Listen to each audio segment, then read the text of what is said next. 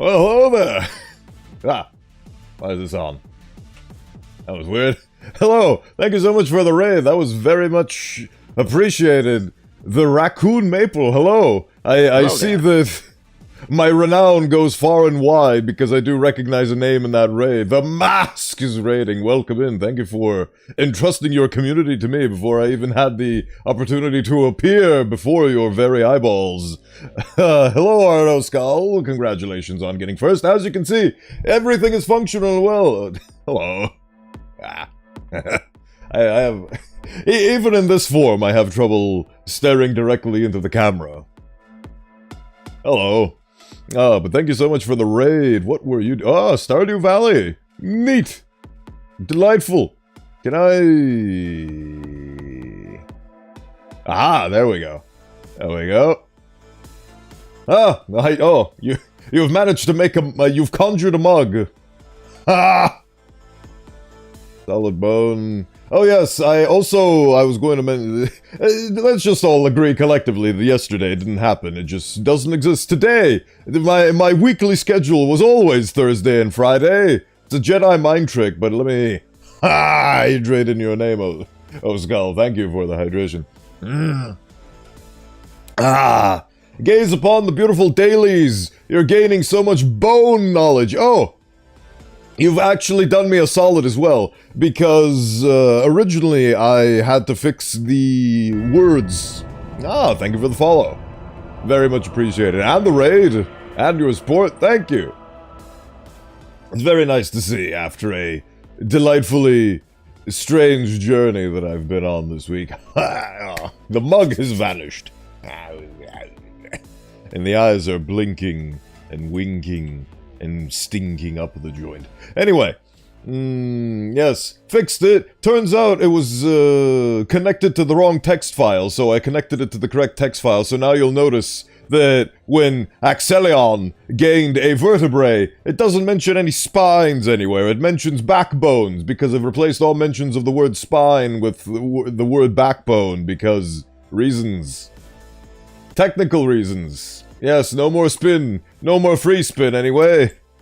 Unless I desire it. See, there you go. You get a free spin from yours truly. In celebration of the lovely raid.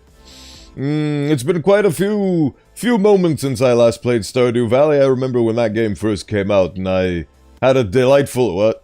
There we go. There's the non-free spin that was used with... It was invoked with 360 Scion sigils. Very nicely done, Killershot. Also, hello. I don't know if I said hello to you, but hello.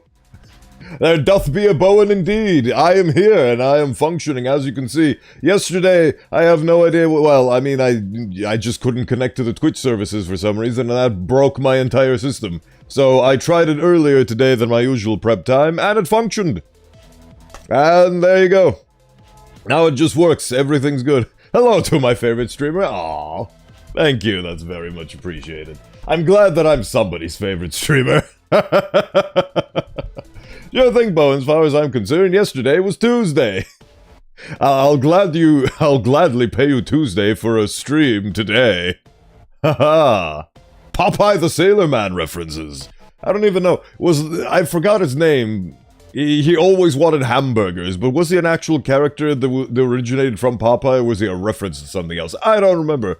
But he was a rotund bloke with a very lovely bowler hat. I forgot what his name was. I don't think it was Hamburger Andy, even though he liked hamburgers. I don't remember. Anyway. It is nice to be here in a functional state of things. We have so much to do! And by so much, I mean finish reading SCP-8011, which was 50 million pages long, and I'll have to give you a crash course on that. So many things that I need to do simultaneously, I don't even know. But, hello everybody. I'm going to assume, thank you for encouraging people to raid me, Axelion, that is very much appreciated. The word of Bowenthius spreads. So, thank you for showing others my things and my wares and so on.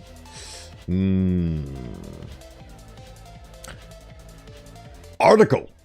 What else is there to be said other than... Oh yes, there is actually plenty of things to be said. I like supporting cool people, thank you. I like to self-identify as cool. Whether or not that's true, that's up to the perception of the person observing me. 2.0 coming along. Do you know that moment where you draw a pretty picture, but then there's some things that you don't want to do and you'd rather avoid doing them, so instead you just focus on adding needless amounts of detail on the picture itself until it's like you overthink the design and you just keep adding on unnecessary things, and then when you realize you have to remove them? I'm at that stage of my 2.0 right now, where I made the thing, and instead of focusing on making a sword design and finishing, like, I literally have 2 tiny little pieces to do, and instead of doing them, because designing things is hard because I haven't had an idea about the sword yet, or at least I haven't put it to paper, I'm just instead over-designing the main body and adding little details where there shouldn't be any, or where they're going to be added by virtue of the texture. Because I'm a silly Billy. So that's the stage where the 2.0 is at, but hopefully I'll get out of that rot and actually finish the model so that I can get on to rigging and have the bones work correctly, because I'm all about that bone life. And then the texture, and then maybe do a once-over. The real big thing is that I'm going to have to actually commit to paying for VTube Studio so I can have it on this phone that was gorgeously supplied by your support. You. I hope I'm pointing at if I you. Which reminds me, which brings me to the other tangent, which is I really need to find a new goal, because my current goal on ko-fi.com/Bowenthius is a music pack. Last tibia, main bone and lower leg, also known as the shin bone. Congrats, you've got a tibia adventure, a tibia mariner, if you will. But yes, the current one is a very expensive sound pack, and it's very expensive because you should pay artists for what they're worth, and I believe in that, but simultaneously I cannot afford such things, and I don't feel like, I feel like there's a better value to be found in my dollary dues that doesn't precipitate such a vast expense. So I need to figure out something, because ultimately you guys are giving me your money, and I need to figure out the best way to utilize that, so everything can be betterified. And I'm not... it's a fascinating position to be in, because I do want to support this with your money financially and have it all be for the stream quality betterment and improvement and all that. But simultaneously, is it not helping the stream by helping me get money to be able to support myself financially and be able to pay bills and all that? Where is the line between giving money for better tracking equipment and better modeling and whatever and so on, and between that and paying for your bills? Because ultimately all of that contributes to, like, stream quality cannot be a factor if it does not exist, because I cannot afford to stream because I'm busy doing a 9 to 5 because I have to find a way to support myself. It's a philosophical question when it comes to being a streamer, one that I have yet to answer properly, I suppose. What have you guys been talking about? 151! That's one bone for each Pokemon in Generation 1. Wow, you've memorized how many Pokemon are in Gen 1. I mean, it is the first generation, probably the most notorious, I would assume. Which generation is Pikachu, Paka, Pika, Puka, Paka? I don't know. I don't know his Pokemons. My... favorite thing that Nintendo is probably going to sue is forehead latex strap-on. Have you ever had a latex forehead strap-on battle?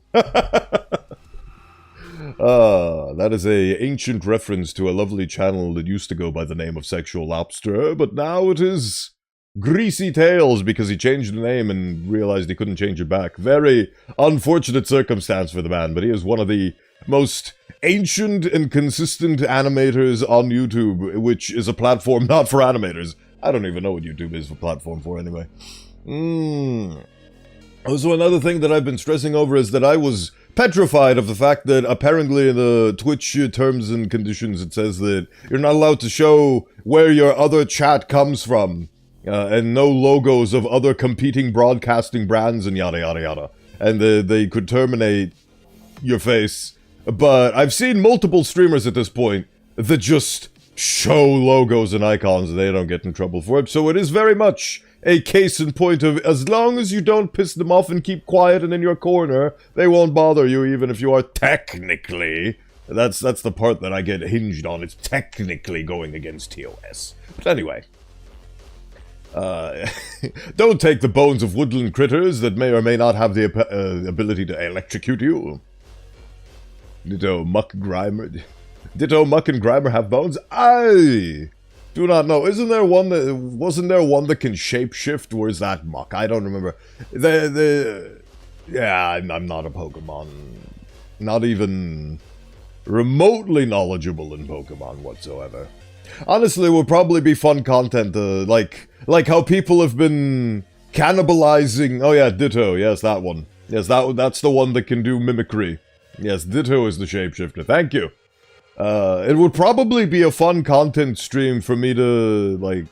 Because I've noticed that people love cannibalizing the Meet the Team videos from Team Fortress 2. People, the things that have been recommended in my feed lately has been, VTuber that has never heard of Team Fortress 2 watches all the Meet the videos and reacts. So, in the same vein, it would probably be interesting to have me stare at Pokemon designs and try to figure out what the hell they're supposed to be about based on the design alone.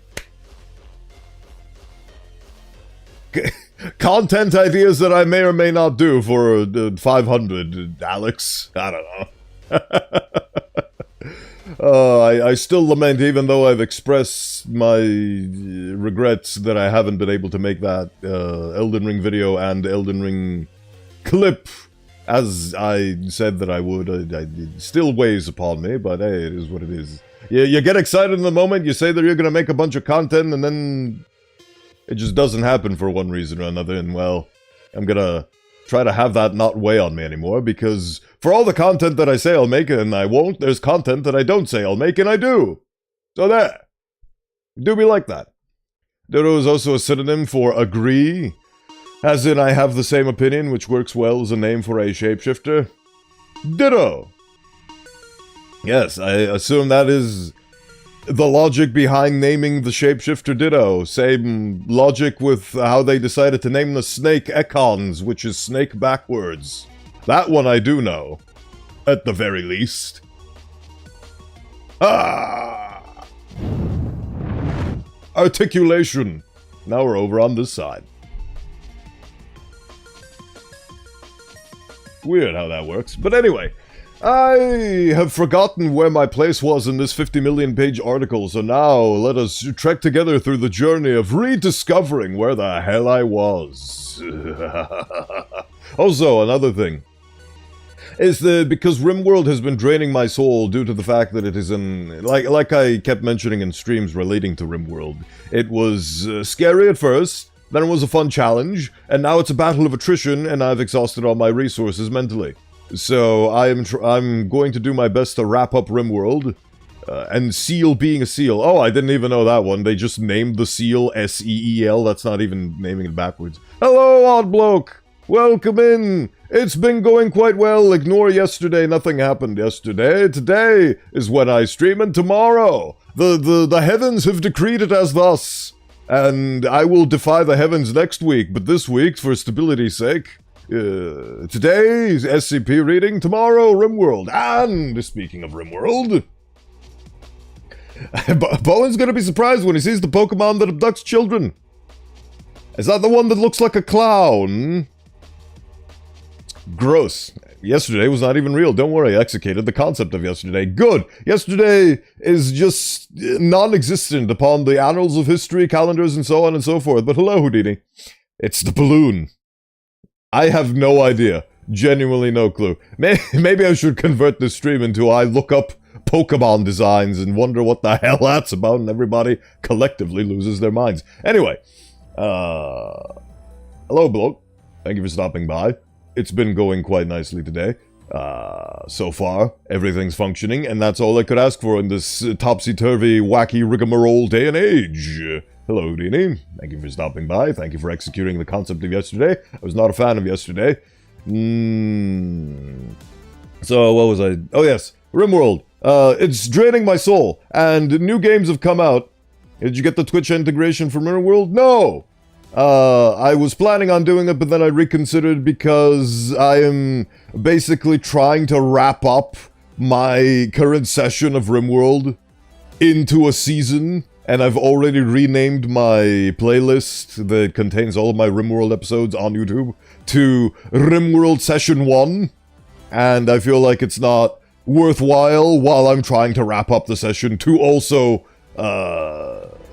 integrate new mods. So, when I get the hankering to play RimWorld again, chances are it's going to be a completely different mod list, which will, theoretically, also include the Twitch integration. So, no for now, but yes in the future, potentially.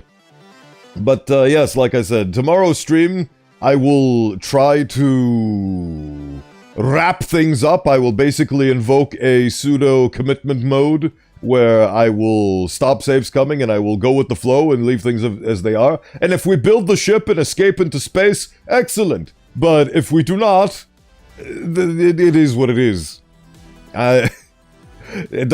Just because I love the game doesn't mean that I won't suck at it, so... No, people came here for SCP articles and my Pokemon rants turned into something different. Don't worry, I usually I don't change my... Unless absolutely necessary, I usually tend to stray away from changing my schedule. So SCP articles will be read as soon as I finish my rantery. And besides, it's not like we've been yapping about different types of Pokemon for the past 3 hours. We've been yapping about different types of Pokemon for the past 6 minutes. Which isn't that much in the grand scheme of things. And it is all ephemeral things in it. Delightful. Very, very delightful. Also, another thing I realized is that, going back to the 2.0 speech, is that, let me pull me out here. So, I didn't realize this when I was designing this because I had no idea what proportions were, but I've accidentally turned myself into a short king without realizing. It's honestly not super noticeable, but when I directly compare my 1.5, which is my current model, to my 2.0, which is currently in the works, the proportions are so vastly different, it's scaring me. And, well, you might see what I'm talking about if you decide to put in the effort to actually check things and so on and so forth. Anyway. Oh no, a VTuber going off topic. How horrible. Let's be honest, we love when we go off topic. Yes, I don't know how I managed to do it, but I guess, actually, I know exactly how I managed to do it, because for my first ever model, which is, well, technically this isn't my first ever model. My first ever model was my 0.69, which was just a disembodied ram skull. But anyway, my first ever full body model, this is that one, I didn't use a reference. Actually, no. Hold on a second. Hold on a second. Phew. Hold on a second. Can I put this over? Nope. Can I... Oh, aha! Aha! Now I can... Nope. Canvas locked. Yes, it should be locked. Anyway. This was the original reference that I used. And I had this image layered in the background, and then I just modeled over it. But I guess I didn't model over it enough. It's very weird. Somewhere along the line, I messed up. And I basically turned myself into a short king, which is perfectly fine, but it wasn't what I was going for. And I never realized that, just how much the legs... Basically, because my proportional sensibilities are that the legs should be equal to the arms and it should all be uniform, I didn't realize, in normal human anatomy, how much space the legs encompass, and how like, look at this, this is like 60-70% of the body is just legs, and I was not about that leg thing, so I modeled appropriately to my sensibilities, which ended up transforming me into a short king. This will be rectified in the 2.0. But yeah, if you're curious and interested, I've shown this before, but not in its updated form. These are all my references that I use. This is my mood board, and it features one third or 2/3 of it is Witcher themed things, like this. That's Witcher themed. Oh yeah, that's a young Vesemir. I didn't even realize that. That's cute. And so on and so forth, because I absolutely love the aesthetics and design of Witcher. This is my favorite armor in the game. It's so cool, and I love it. But I am deathly allergic and afraid of having to model the jiggle bones and the... basically, I'm petrified of configuring this, because this is long, and physics pain me. So I stray away from these things. So yes, anyway, tangents aside, can I... Yup. And close. Alright, anyway. Beautiful things are happening. Soon, eventually, in the fullness of time, we'll all be made, and it will all be beautiful. But until then, reading SCP articles. Bah.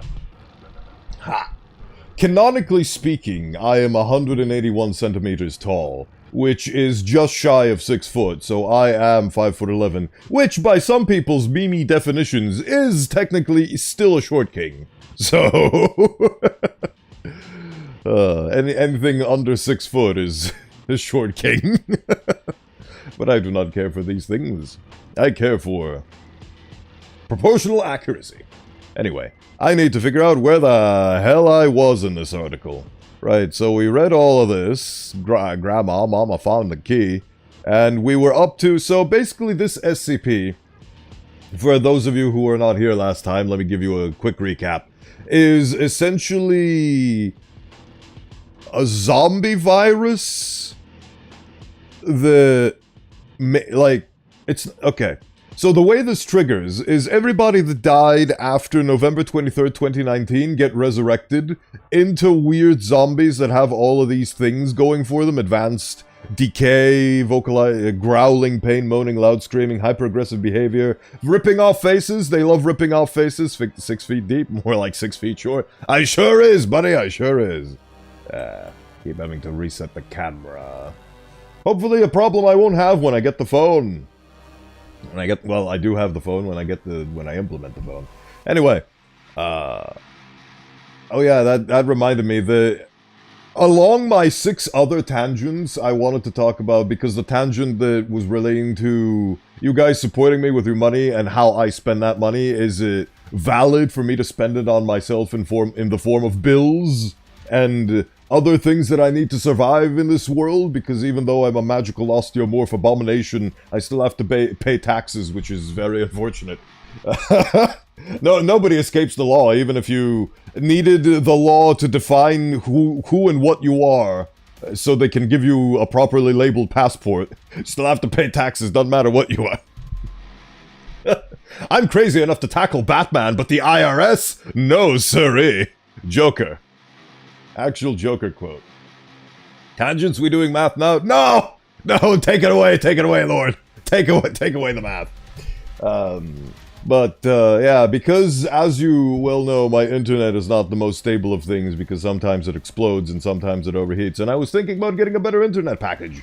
And recently, the taxman is actually... See, when you pay your taxes, people do very nice things for you, like pave roads to your fathomless chasm, and also install fiber net, like fiber cabling. So I was wondering whether or not to upgrade to the fiber package, and whether or not to use my viewer support money to that end, rather than having it just be at 50% on a music pack that is very expensive, because artists deserve to be paid, but I cannot afford such things at this time. Anyway, yeah, zombies. I don't understand why the cameras decided to be so persnickety. Ah, this is better now. Right. 1 plus... Oh, God, no! Take it away! No, don't scare me like that! That's the worst jump scare I've seen from chat all in my entire career. Get it away, Lord! Get it away! I don't want to know what equals 111!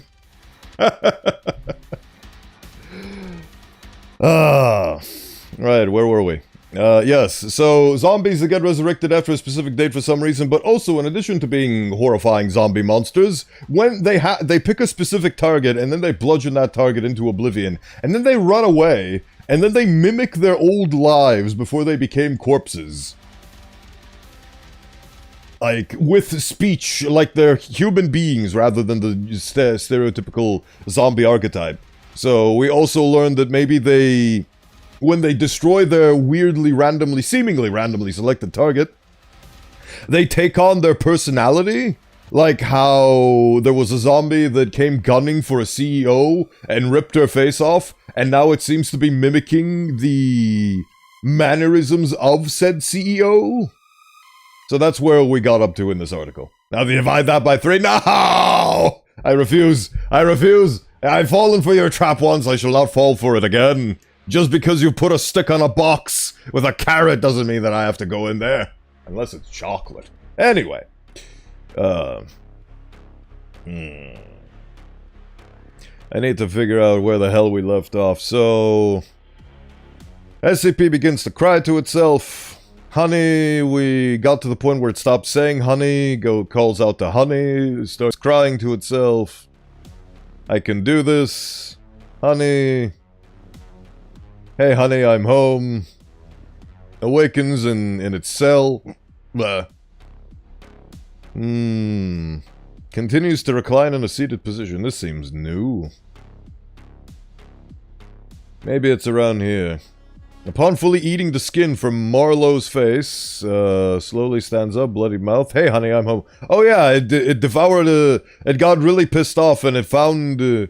a house, and then it ate the husband of the house's face, and now he's like, hey honey, I'm home. Ah, here we go. At this point, Foundation operatives arrive at the cabin, A14. We're following the story of one specific zombie instance of 8011, which is A14, I remember now. To embrace is quickly apprehended, full riot gear, quickly the 2 operatives remain in order to control the situation. A14 arrives at Site 18. Ah, here we go, this is where we left off. So, essentially, it was mimicking the life of the CEO in its cellar, the side, like, in the sewer system. And then it got really pissed off and it went gunning for somebody else.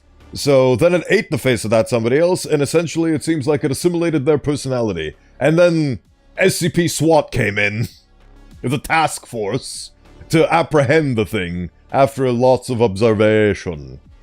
Right. Jonah Marlowe's death is later concluded to have been the result of mishandling of acidic chemicals. Yes, his face was fully ripped off. It was acid, you see. Right. A14 arrives at Site 18 4 hours later. It is taken to a humanoid containment cell where it continues to exhibit aggressive behavior towards researchers on the other side of its cell. By 11:45, SCP-A14 calms and curls up on one side of its cell and begins to sleep. Here we are. Okay, let's see where we continue off from here on. December 12th, 2020, SCP-8011-A14 awakens in its cell at 9:12. Unlike its disposition prior, it is smiling and seemingly groggy as it awakens. Carefully, A14 rises from its spot as if avoiding waking up an imaginary person next to it. Then it then rubs its eyes before moving to stand in front of a table in its cell. A14 then grabs an imaginary object from the table and drops his wrist as if pouring a liquid from a pitcher. It then sets down the imaginary object that it was previously holding and starts drinking from an imaginary cup. It sighs with relief. Wow. The mimicry here is in full display. Moving to the other side of the room, it then begins to put on an imaginary apron and pretend to cook. A14 continues to perform these movements for several minutes before arcing his arm in order to scrape the cooked food from the imaginary pan onto the plate. It then bends down to sniff it before moving to the corner where it once slept. It then begins to speak while smiling, speaking to another person in a tender manner about breakfast in bed. It then begins to converse with this other person while miming, eating from a plate, before taking both imaginary plates back in order to pretend to wash them in a sink. As it does so, it continues to converse and laugh occasionally. Wow.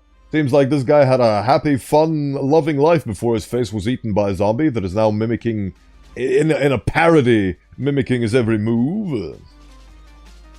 Crossing the room, SCP-1811-A14, 8011-A14 responds, see, that's how bad with numbers I am, I can't even read them, let alone do basic math.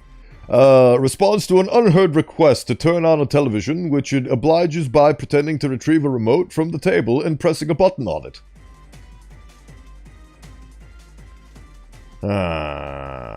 It then sits on the floor in front of the blank wall, while arcing his hand out to embrace someone who is not there. At this time, head researcher Ulm arrives to observe and interview A14 outside the reinforced glass wall of its containment cell. A14 reclines on the floor. As A14 reclines on the floor, head researcher Ulm begins to read out from a pre-prepared list of interview questions. A14 does not respond, even when Ulm calls its attention. Due to this, the head researcher decides to passively observe the subject outside of the containment cell. It doesn't give you a time, but at 11:22... A14 continues to recline in its seated position, only changing the position of its arms to accommodate the imaginary person beside it. It is heard speaking to the imaginary person multiple times, maintaining a casual and loving demeanor as it does so. Eventually, the topic of A14's conversation switches to an alleged invitation to a family dinner. For some reason, my brain skipped the extra letter N, which changes the meaning of the word considerably. With SCP-1811-A-14, which A14 graciously accepts before abruptly shaking its head. As it does so, A14 attempts to continue the conversation again, but is unable to do so. It puts its head in its hands and starts to scream in frustration. It attempts to violently punch the wall of its containment cell enough to break several of its finger bones and cause the carpal bones in its hand to crack abruptly. Ooh. As it does so, head researcher Ulm begins to turn on his microphone to speak into the containment cell. Included below is a transcript of the interview. Hello? Mr. Malkovich, can you hear me? That was the name of the face that was most recently eaten. A14 continues to punch the wall and scream in frustration. Hello? Can you please respond? Desist from punching the wall now, you hear? A14 gives no reply, continues to punch the wall. Mr. Malkovich, please respond. A14 stops and slowly brings its arms down. It bows its head and remains unmoving. Do you know where you are, Mr. Malkovich? A14 does not respond. As Ulm speaks, A14 turns to the glass wall where Ulm is observing him from and runs at full sprint towards it.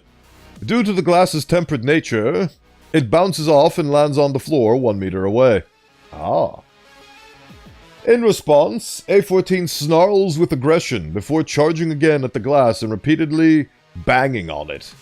A14, let me out! It is screaming to be let out, it would seem.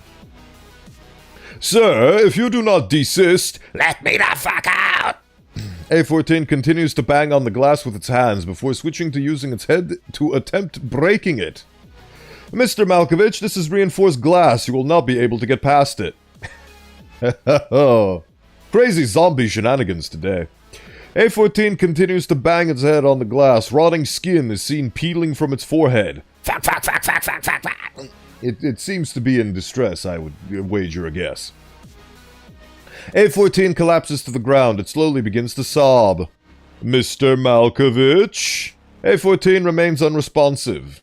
Mr. Malkovich, can you please respond? Do you know where you are? A14 begins to hug its knees and cry. Mr. Arnold Malkovich, please respond. A14 shakily. No, I fucking don't. Is this the hospital, jail, prison? You are currently in a holding cell due to 2 recent incidents in which you were involved in. Incidents? What do you mean? The deaths of Anna Bornholm and Jonah Marlowe. Wait. No, sorry, my mistake. Jonah Marlowe was the name of the guy's most recently eaten face. Arnold Malkovich is the original name of the original body. They're speaking to it as the first identity because, as you well know, and if not, I will remind you, this was a person called Arnold Malkovich who died at some point after November 25th, 2019, and was thusly resurrected. So this is the original identity of the body who used to be alive, known as Arnold Malkovich. Deaths of Anna Bornholm and Jonah Marlowe. Annie's dead? How? We thought you would like to shed some light on that.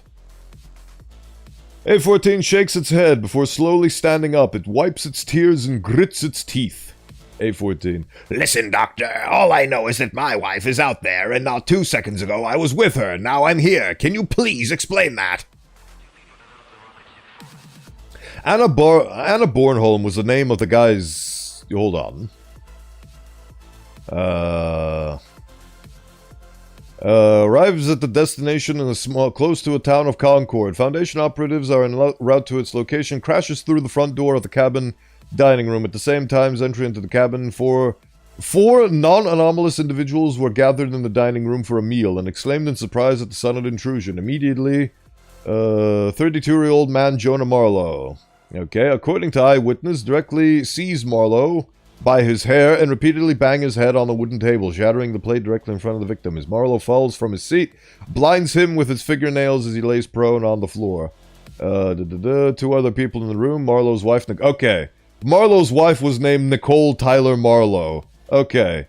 So, in that case, Anna Bornholm, I believe, is the name of the CEO. So, Anna Bornholm was the first... Yeah. Was the first victim of zombie Malkovich, who destroyed her, and then he ran off. And then he destroyed Marlowe, for lack of a better term. Right. Okay, so this is clearly the personality of Malkovich, as I understand it. Ulm notes something down on his clipboard. So you remember nothing at all of the incident that transpired last night and 1 week ago? Nothing. Can I now please talk to my wife? I see. Ulm notes his observations on the clipboard again. A14. Doctor, may I now please talk to my wife? Mr. Malkovich, you will only be allowed to talk to your wife once we are done with our investigation. In order to do that, you must cooperate? Question mark? Doc, she must be worried sick by now. Oh, it seems like he's reliving the last moments of his life before he perished. Mr. Malkovich, can you please tell us your name? A14 stares at Ulm, then closes his eyes and sighs. A14. My name is Arnold Malkovich, department head of Augustus Life Incorporated. Listen, if I had my business card, I'd hand it to you. Ulm glances at his clipboard, then back at A14. You are a department head at Augustus Life Incorporated, not a team leader. A14. Yes. Yes, is there something wrong? Ulm notes down an observation in his clipboard. No, nothing at all. I believe there may be something wrong. Oh, bye! Ah, another raid! Oh yeah, I never fixed the shout-out thing. Hello, Hentai Araiguma, thank you for the raids. Very much appreciated. Let me... I almost... That's the wrong command. Hold on. Here we are. There we go. There's the shout-out given. Thank you very much for the raid. Thank you for entrusting your community to me. What were you doing? Ah, you were doing a Warframe. Delightful game that I've never touched in my life, but I hear it's fun. Hello, welcome in. Thank you for stopping by, and thank you for the raid. Of course, as is usual, if you need to raid and run, it is fully understandable. Life persists outside of streaming, so if you need to tend to your responsibilities and duties in that field, then you are welcome to do so. If not, I am reading SCP articles. I am Bowenthius the Bone Wizard. Probably should have done introductions or something. Bowenthius the Bone Wizard. I do readings because I have this voice and I like using it to read. You ever heard of water bending? You ever heard of fire bending? Well, I'm a bone bender. Fun little bit, that. It's kind of an offshoot of earth bending if you think about it way too hard. Because it's not liquid, technically speaking... Well, I mean, we didn't arrive from the earth. We were a bunch of organisms that grew in the water, so we never technically had a direct connection to the earth, other than being buried in it, and turning dinosaurs into oil, and so on and so forth. But yes. Hello. I'm Bowenthius, the Bone Wizard. Don't know if I said that. Right. Where were we? Part 4. How delightful. Bone marrow is technically a liquid. Ah! That is an excellent point. Well, we'll have to note down things, so I guess I'm not an earthbender, so I'm technically a waterbender in that case. But then again... I need to figure out, because I believe I'm not 100% certain how my own powers work, because I was basically born this way after what I assumed was a mighty battle between a knight and a wizard. I presumably control the calcium in the bones, but that might not be the case. So it might actually be the bone marrow. I haven't done extensive testing. All I know is that when I close my eyes, I see funny sigils around, and I can move bone-based objects with my hands. Ah yes, Forbidden Sippy! The most forbidden Sippy! Hello, Yessie. Welcome in, thank you for stopping by. The most powerful and forbidden Sippy of them all. I wonder what bone marrow tastes like. Not that I would have any taste buds to figure that out on, but you know, it's fun to speculate. But yes, we're reading a lovely SCP article about SCP-8011, which is essentially a weird phenomena where after a certain date, you get resurrected as a zombie, and you seem to have both notions of your past life in addition to consuming the lives of your victims, which usually get destroyed with face ripping and smashing and head smashing and so on and so forth. Anyway. Let's see, we are reading, it's basically an interview where they captured one of these, and for some reason these zombies, even though they're fully rotting and screaming, they also are fully articulate and are capable of speech, so... Have you not eaten bone marrow? It's pretty good. I guess I have not, so... Yeah, you'll have to share with the class what that's like. I assume bone marrow has... culinary properties? Maybe chicken bone marrow? I do not know. I'm not a chef. I just live in a hole and stream on occasion. Also do modeling. So, not my area of expertise, and I'm not much of a food guy on account of the fact that I can't read. On account of the fact that I can read? On account of the fact that I can't eat. So really good for you. Noted. Probably. I mean, bone marrow... is probably the core of bone. Probably.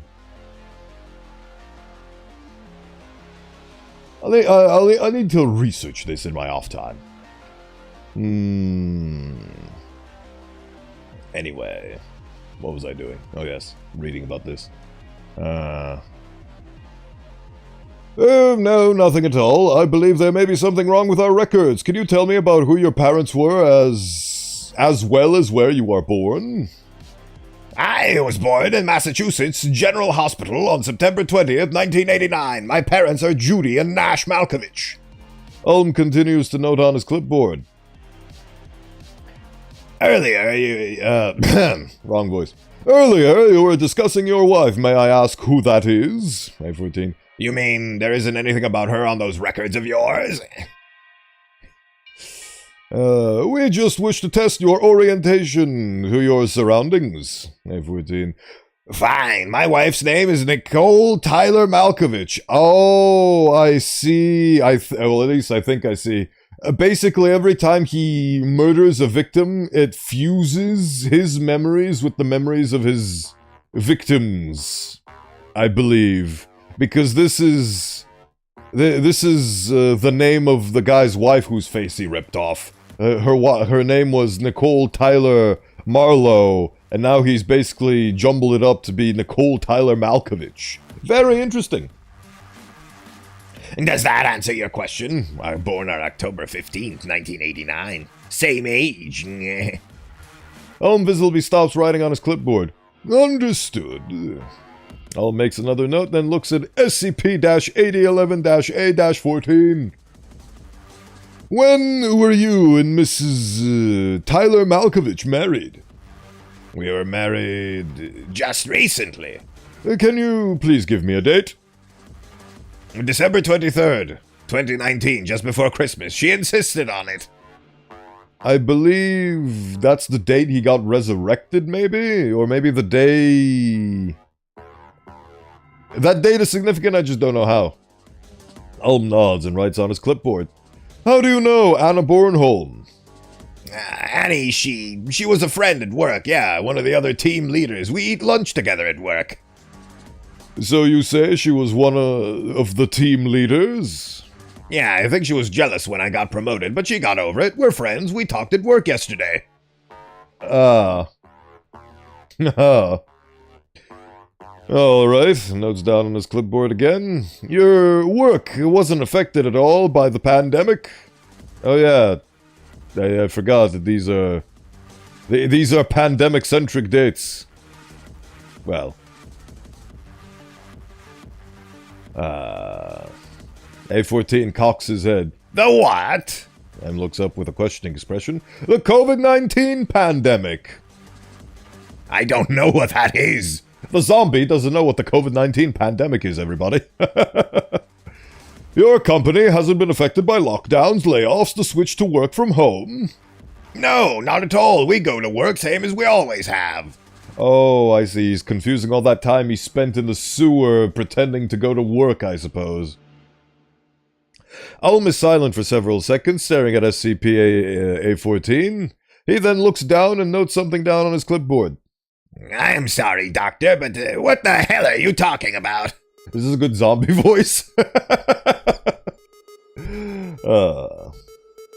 Ulm continues to write on his clipboard. He does not reply to 8011A14. Alright, now do you know Jonah Marlowe? Who? Jonah Marlowe, who died last night. You smashed his head against the table and then ripped his eyeballs out or something.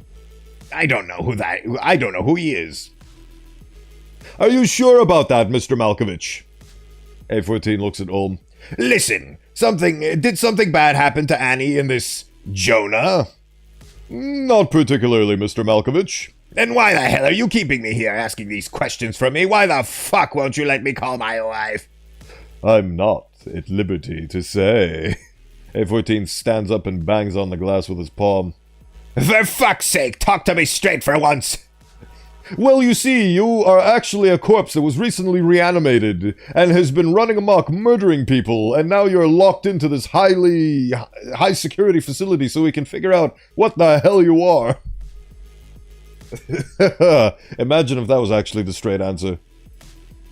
Ulm stares at A14 for several seconds. He checks the clipboard, then looks back at the subject. Ulm visibly pauses for several seconds as he looks at SCP-8011-A-14. From this point, head research Ulm deviates from the questions prepared beforehand. I love reading footnotes. Alright, Arnold, I will lay the situation out for you. Ulm moves forward on his seat. Are you ready for what I'm about to tell you? What do you mean? A week ago, Anna Bornholm was murdered by the man who had broken into the Kensler building. This man knew where the floor which Augustus Life Incorporated was occupying, and also knew the approximate area where Anna Bornholm would be. What the fuck? No, listen to me. Once he saw her, the man violently burst through the window of the meeting room and attacked Bornholm, repeatedly slamming her head against the wall until she was dead. Then, this man, seized by some violent hysteria, ate 3 fingers from her hand. Doctor, are you saying? Next, last night, another murder occurred outside of Concord. This time, a man named Jonah Marlowe was eating dinner with his wife and in-laws. Then, at 8:22 p.m., in the evening, a man broke into the house which they were eating at and immediately pounced on Marlowe, physically assaulting him to such a degree that he was half dead. Then, not satisfied, the man then bit pieces out of Marlowe's face. He did this so violently, in fact, that parts of the victim's skull were exposed by the time he expired. Does that sound familiar, buddy boy? I like the head researcher. He's very much being direct. A14. Doctor! Then, with no compulsion for guilt whatsoever, the man then stood up, straightened his tattered suit, wiped the blood from his face, and smiled to Marlowe's newlywed wife, Nicole Tyler Marlowe. A14 has a clear expression of shock on its face. It does not immediately offer a reply. What the fuck are you saying? Do you know the reason why you're here, Arnold? Olm smiles ungenuinely at A14. This is the freakiest head researcher at an SCP Foundation I've read about. Because you're the one who committed these murders. That's why we took you in. That's why you're here. Olm clicks the pen in his hand. Holy shit. You're fucking lying. You died on November 23rd, 2019. You never married Nicole Tyler. You were never promoted to department head. Other people did that in your place. Okay, so yes, I was right that he is merging his memories with Bornholm's memories of getting promoted and Marlowe's memories of marrying his wife. Oln clicks the pen in his hand again. And now you killed Jonah and Annie, just so you could pretend to be what they are, that you never were. You're a living lie, Arnold. Wake up! Oh, he really is trying to provoke the monster zombie. Very fascinating. You're fucking lying! A14 punches the glass. You're lying! Punches the glass again, eliciting loud cracks from its right hand.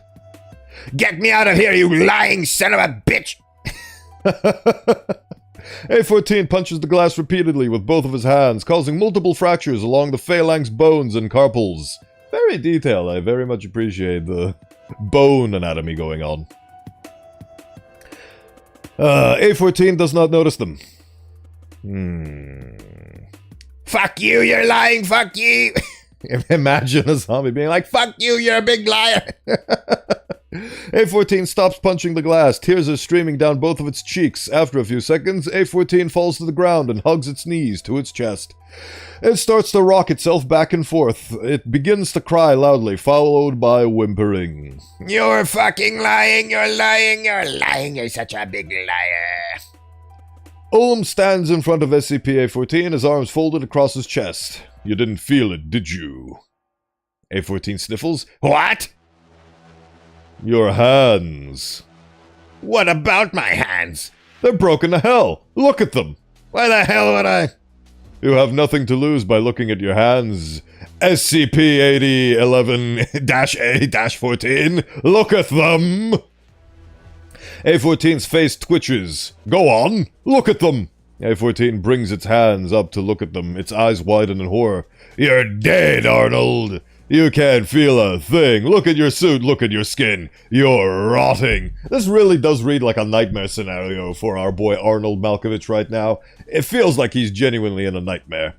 A14, but he's dead. A14 moans in horror. It stumbles back as it continues to look at its hands. No, no, no, no, no, no, no. It starts whimpering. It attempts to grip the table near him for balance as it continues to step back, but its broken hand is unable to support its weight. It falls to the ground. You were never promoted, you never married Nicole Tyler. Instead, on November 23rd, 2019, you died in a car accident, scared, alone, and slowly bleeding out. Ulm stands up from his chair. You're dead, Arnold. Accept it. Objection! My client is dead, Your Honor. A14 screams in anguish while on the floor. It continues to do this for 40 seconds. I was gonna expect it to say 40 minutes, but I'm glad that it capped it out at 40 seconds. A14's anguished screams decrease to low repeating whimpers. Ulm watches expectantly at A14. Arnold, are you still there? A14 lies on a ball on the floor, motionless. Arnold, A14 launches itself at the glass wall in a hyper-aggressive state. I guess the illusion has been broken, and now the only thing that's left is zombie. Repeatedly banging its head against the glass, it starts screaming in extreme rage before pummeling the glass wall with what is left of its hands. Its right hand is seen falling from its forearm. Ulm smiles in fascination. Wow, this man is a psychopath. And I'm not even talking about the zombie mutant monster. I'll take note of this. A14 screams louder in response before banging its head against the glass wall again. Ulm begins to animatedly write in his clipboard. He turns away from A14, as A14 continues to bang against the glass wall in rage.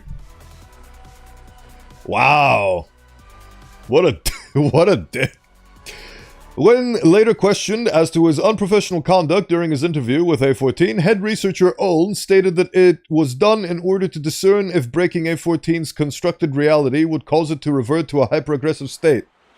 But now you can't tell if it's reverted to a hyper-aggressive state because you've utterly broken his sanity or if it's the zombie doing it. According to head researcher Ulm, A14's reaction was able to adequately fulfill his aims. I mean, fair enough, I suppose. He's the scientist, not me. I'm just reading the report. Addendum 8011.3. Following the capture of A14, an initiative was undertaken in Site 18 in order to capture more -A specimens before they assumed or reassumed their hyper-aggressive states in order to further study them. The first target for this initiative was the burrow situated in the sewers under Middlesex Fells Reservation. 25 SCP-8011-A specimens were captured in the first operation. Due to safety protocols and the initially docile states of the specimens upon first encounter, no personnel were injured in the operation. Upon arrival at Site 18, specimens were identified through local records. Below is a list of selected subjects from this operation followed by relevant details. Immediately starting with A15, eh? Right. Former name. Rodrigo Perez, classified as A15. Right, so A15 is Rodrigo Perez. Description. A15 used to work as a bank teller before expiring on November 23rd, 2019. After its presumed resurrection event on November 5th, 2020, A15 stalked one of its clients, a wealthy 37-year-old woman called Janice Salisbury. Upon attacking Salisbury, A15 bit into and devoured her neck, killing her almost instantly. Upon arrival to the Middlesex Fells Reservation Borough, A15 began pretending to be of affluent status. When later selected for interview during its lucid state, A15 was stated as saying that it was heading to Kobe's game. After being further asked as to who it was describing, A15 elaborated that it was going to be his best game yet. Oh god. Miss Salisbury had a child, I would assume. When further inquired about how Kobe Bryant would play a game amidst pandemic restrictions and his expiration later in 2020, A15 expressed visible puzzlement. Neat. Next instance, Julius Shane, classified as A19. Description: A19 used to be a student at Middlesex School near the town of Concord before expiring due to an allergic reaction suffered while playing video games at the house of Nathan Casa, a classmate of SCP-A19. After resurrection, A19 attacked its classmate, eating both of his thumbs as well as his left index and middle fingers. Upon arrival to the Middlesex Reservation Borough, A19 was observed pretending to play video games via a controller. Now, the interesting part about this is that A19's classmate had his fingers eaten, but it doesn't necessarily say that he died from this. So, maybe he's just a victim of somebody who really craved those nacho fingers? Very fascinating. After being interviewed on the video game that it played, A19 stated that Fortnite crashed and burned, but Overwatch just got a big new overhaul, so me and my friends are playing that. At the time of writing on June 20th, 2021, the video game Overwatch has not yet received an update since 2020. June 16th, 2020. Huh. Dude just wanted some finger food. Finger licking good! Oh, God. When asked further about its interest in Overwatch, A19 mentioned that the sequel was cancelled a while back so they could focus on Overwatch 1. I love how we've now devolved into writing historical fan fiction. No, they didn't do a poorly baked, shitty sequel that ruined the series, which was already a ripoff of TF2. No, they cancelled Overwatch 2 and focused on Overwatch 1. And Marvel Rivals never happened. This is the reality that we live in, folks. I was bummed about that. The PvE looked so good. As of the time of writing, Overwatch 2 has not yet been cancelled. What a shame. After researchers acquired further as to its relationship to Nathan Casa, A19 stated that it was best friends with Casa, and states that they hit it off after winter break around January 2020, with the two of them playing Overwatch together until the present. Upon further cross-referencing with sources close to A19 and Nathan Casa, it has been determined that neither party had interacted with each other prior to A19's death. Huh. Oh, right, because it assimilates memories when it eats giblets and bits of people. Prior to his death in November 2019. That's that one. Right, this one, Claudine Cold Barella, SCP-A28. SCP-A28 used to be a housekeeper before expiring on November 23rd, 2019 due to unspecified causes. Upon resurrection, A28 attacked its employer, Angelina Magalang, killing her with a kitchen knife before eating her right shoulder and feet. Upon arrival to the Middlesex Fells Reservation Borough, A28 was observed to walk from room to room in the sewers while pretending to wear high heels and holding a handbag over her shoulder. When interviewed in containment, A28 stated that it was going to the mall every day, and that was doing so tired it due to all the money it felt it had to spend. I wish I felt that way. When inquired as to how it got the money for shopping, A28 stated that it got it all from her husband before correcting the interviewing researcher when she referenced to it as Mrs. Colt Barella. Instead, A28 wished to be considered as Mrs. Magalang. Right. Eating the shoulders and feet of somebody makes you become them, apparently. When asked as to what its husband did for a living, SCP-A28 stated that its husband worked as a stock manager. When the researcher further inquired as to how the husband could have made money after the pandemic caused stock market recession in the early 2020s, A28 said that there was never a recession. I guess this is... It's so weird that this zombie basically combines and... It does very interesting thing with memories of the things, of the people and entities that it devours. Also, does this thing not have eyes? Very interesting face. It's like a porcelain mask. It's a rotting face. Very strange. After this initial success, Foundation authorities in Site-18 launched several more operations in located boroughs within the state of Massachusetts. I love saying Massachusetts. By the end of these successive operations, a total of 120 instances were contained in the Humanoid Containment Wing of Site-18. However, due to concerns with overcrowding, a provision was made to expand the approved capacity of each 7 square meter humanoid containment cell. Wow! That is genuinely mesmerizing. Hello, Izumi! Thank you for the raid. That is very much appreciated. Let me try to give you a proper shout out because I forgot to set my bot to do so. Welcome in, welcome in. Thank you so much for the raid. You were doing art with a new model outfit. Oh, what a lovely coinkydink. I'm also working on my 2.0. Not on stream, mind you, but off stream. Thank you. Thank you so much for the raid. Very fun circumstances happening today. This is my 3rd raid today. Very fascinating, but hello for those of you who are not aware of who I am in my presence. I am Bowenthius the Bone Wizard. I read things. usually in the form of games with a lot of text in them, or sometimes reading straight-up SCP articles from the lovely scp-wiki.wiki.com. I'm currently reading about zombies that eat things and then assimilate things' memories. It's very strange and fascinating, but that's what I'm all about. I stream sometimes. Today's one of those days.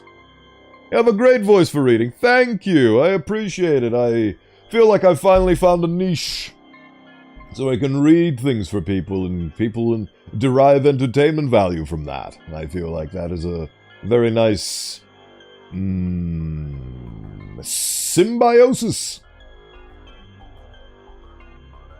I get to read things and enrich myself because I've neglected reading in the earlier parts of my life, and you get to listen to me read in this beautiful voice that I have.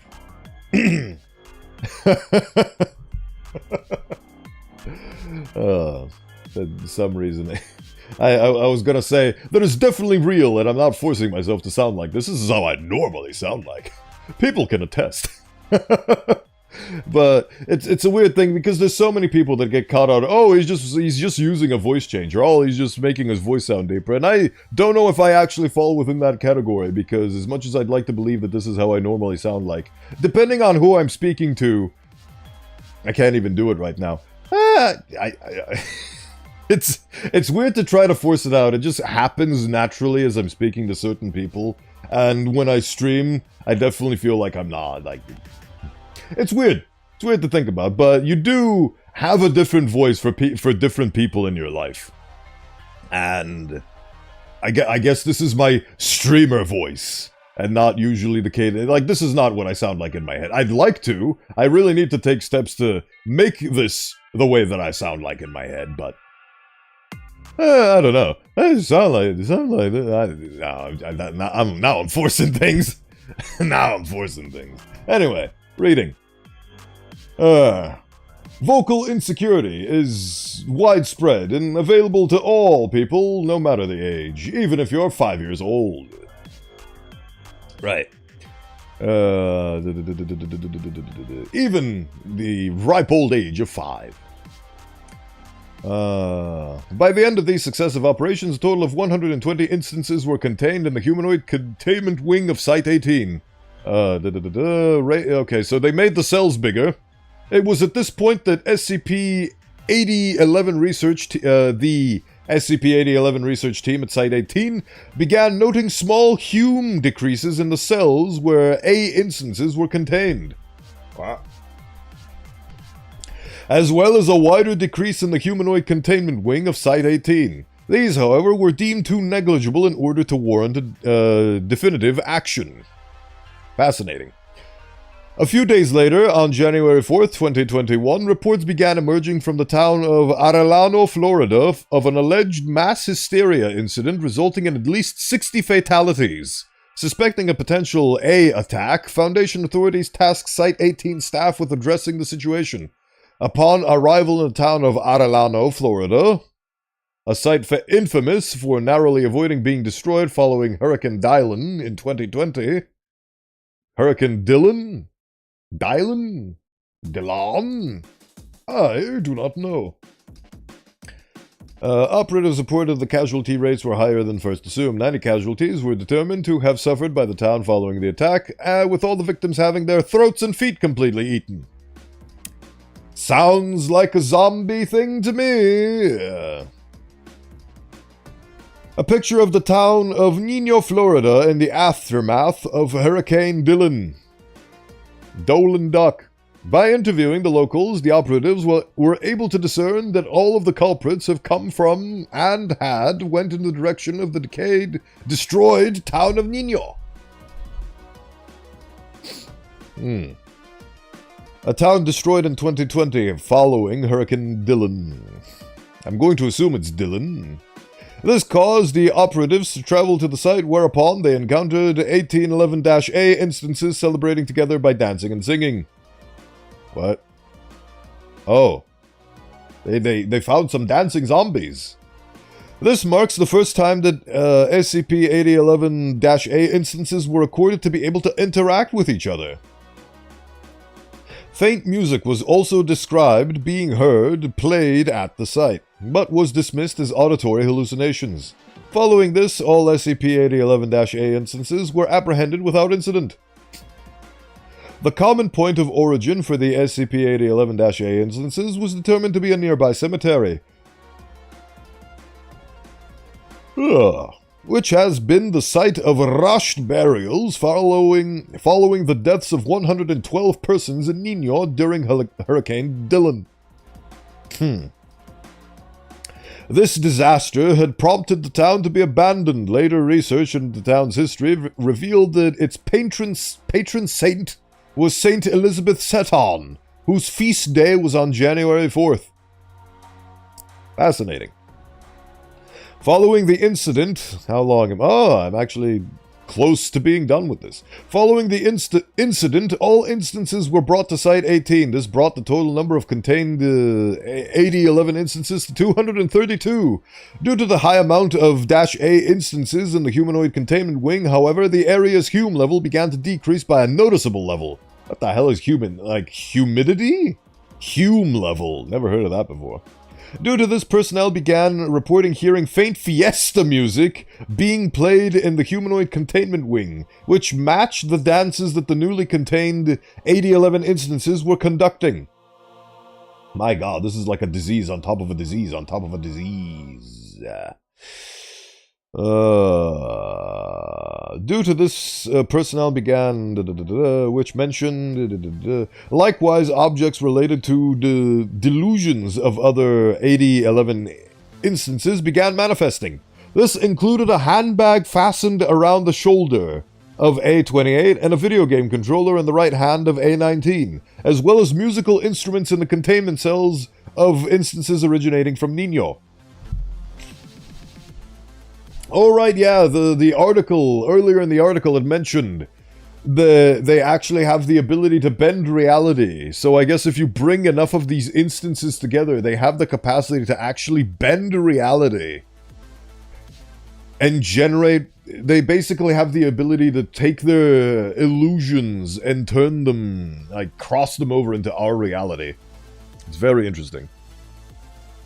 This incident prompted the placement of Scranton Reality Anchor in the humanoid containment wing, which only worsened the reality bending effects through a previously theoretical pool event. First proposed by Anna Lang in 1995, the condition for a pool event first occurs when an agent, hereafter referred to as a pull agent, weakens the boundary of their universe by pulling from another nearby universe, lowering the Hume count of the surrounding area. Oh yeah, that's what Hume count is. Hey, they sound like Warhammer orcs. Basically, I still remember the beautiful story about how when during one of the scuffles, I don't remember what the name of the human faction was, but a branch of the human faction ran out of bullets to fight the orcs. So they basically just held their guns and kept going pew pew pew, and then the orcs thought they were being shot and just grabbed their chest and fell down because they believed they were being shot. Even though there were no bullets left to shoot them with. They were just going pew pew pew, and it was working. Oh. Orcs are great.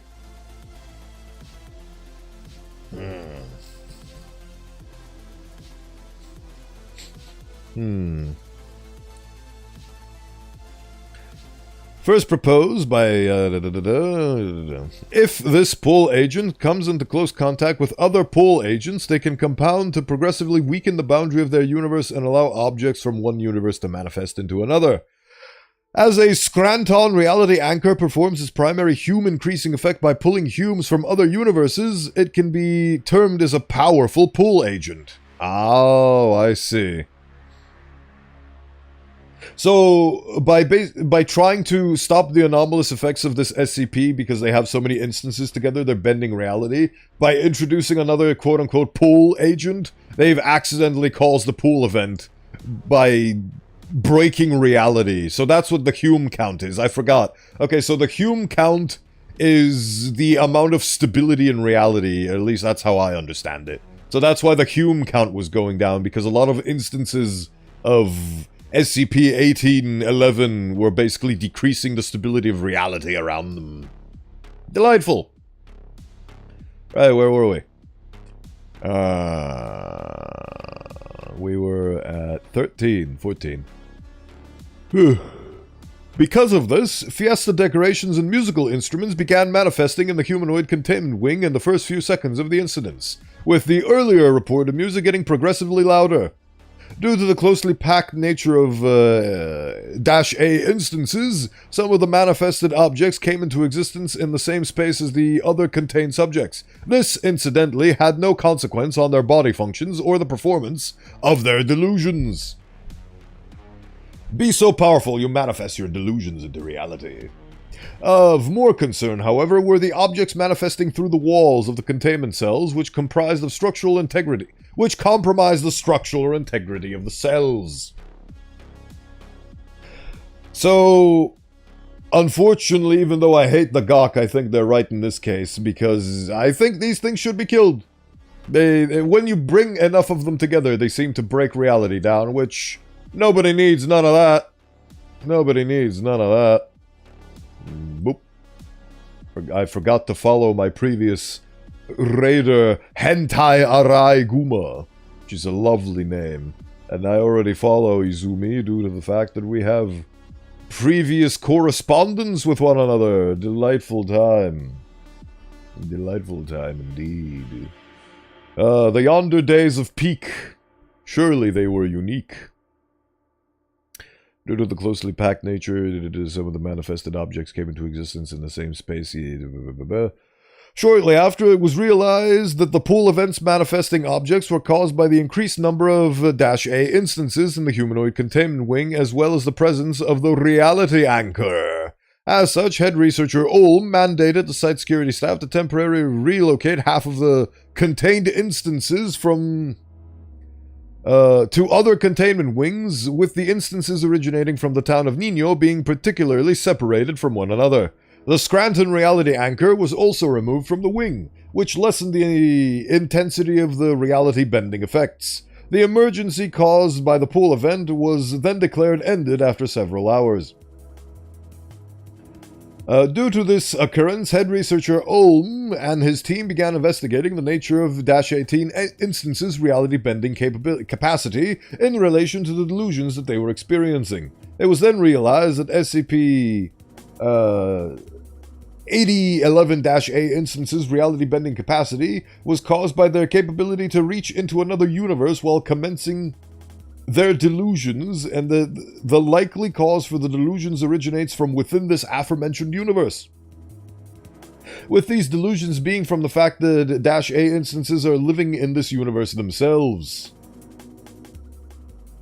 Oh. Okay, that explains why they're basically miming and pretending to work. Because essentially they are, but they're doing it in an alternate universe and their body is basically just being puppeteered. But that doesn't explain the hyper-aggressive zombie part of this whole scenario. Very interesting.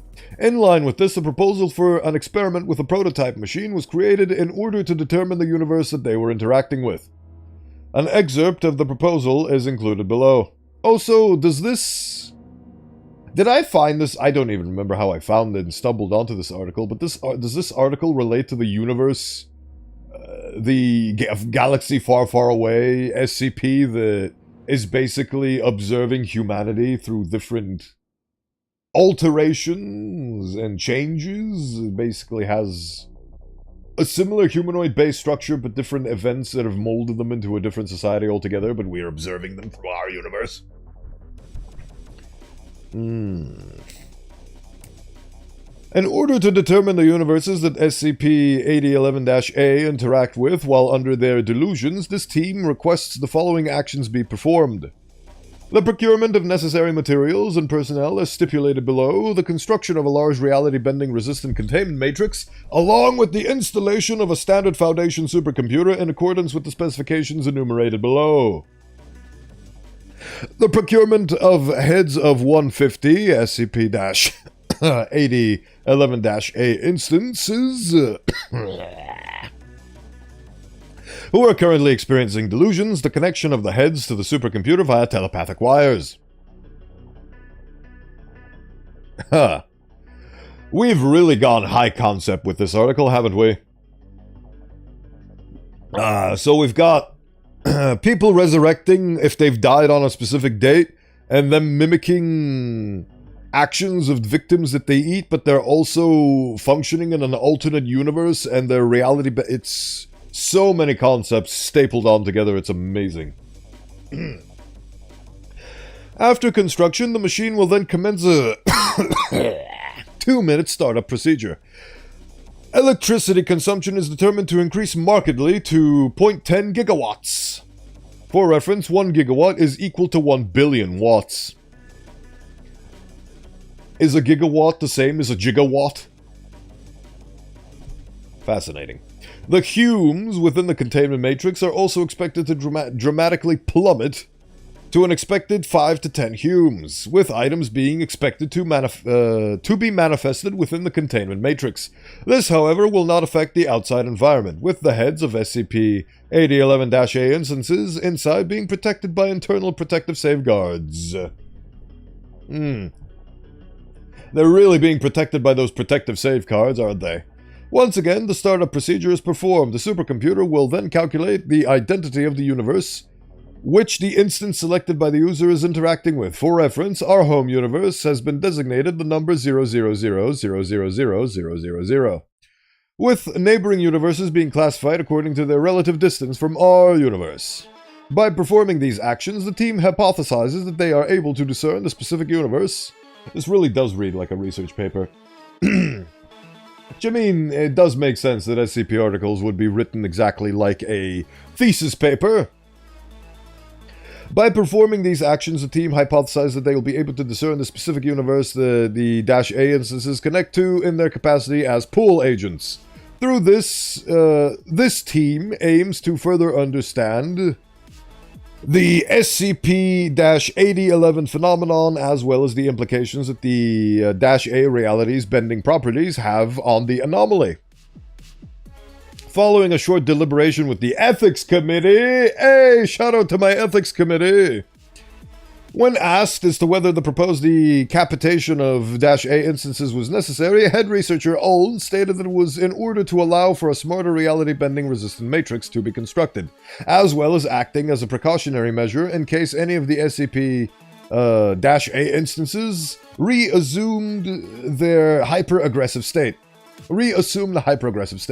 When later asked whether the decapitations were humane, head researcher Oln replied that -A instances have been shown to be incapable of feeling physical pain, with any emotional distress from the decapitations being nullified by their current delusional state. Yeah, that is true. If you just maintain the illusion, they don't feel pain. So as long as they don't look down, they'll be perfectly fine with just living their delusions. Which, in this experiment's case, is what we want. The proposal was approved by the Site 18 Research Board. The experiment was conducted on January 27, 2021. An eyewitness account, as recorded by junior researcher Irmgard Marlowitz, is included below. Woo-hoo-wee.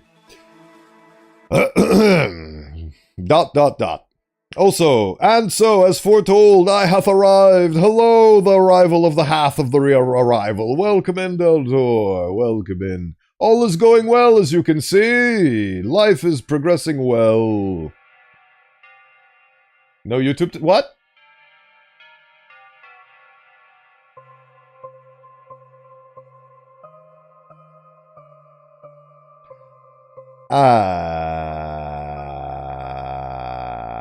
Well, that would explain... Okay, well, turns out that I've been playing Scuff for an hour and 26 minutes.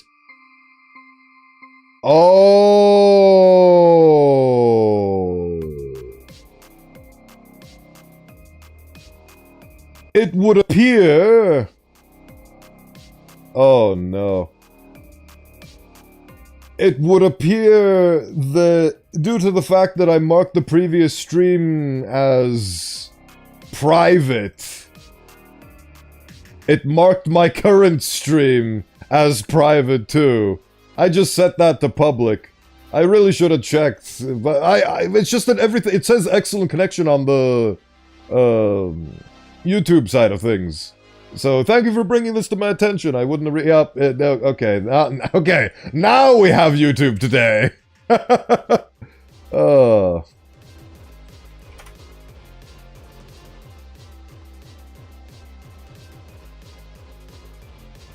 Yes, okay. Are you seeing it? Because I'm seeing it. It should be available now. It says public now. It should be now functional. I did a... See, as is my job as mod. Mistakes were made. They were! This was entirely... This wasn't scuffed. This was an oopsie on my... Well, I guess I should have double-checked because I was editing the details for every stream as I usually do. I never changed the privacy filter.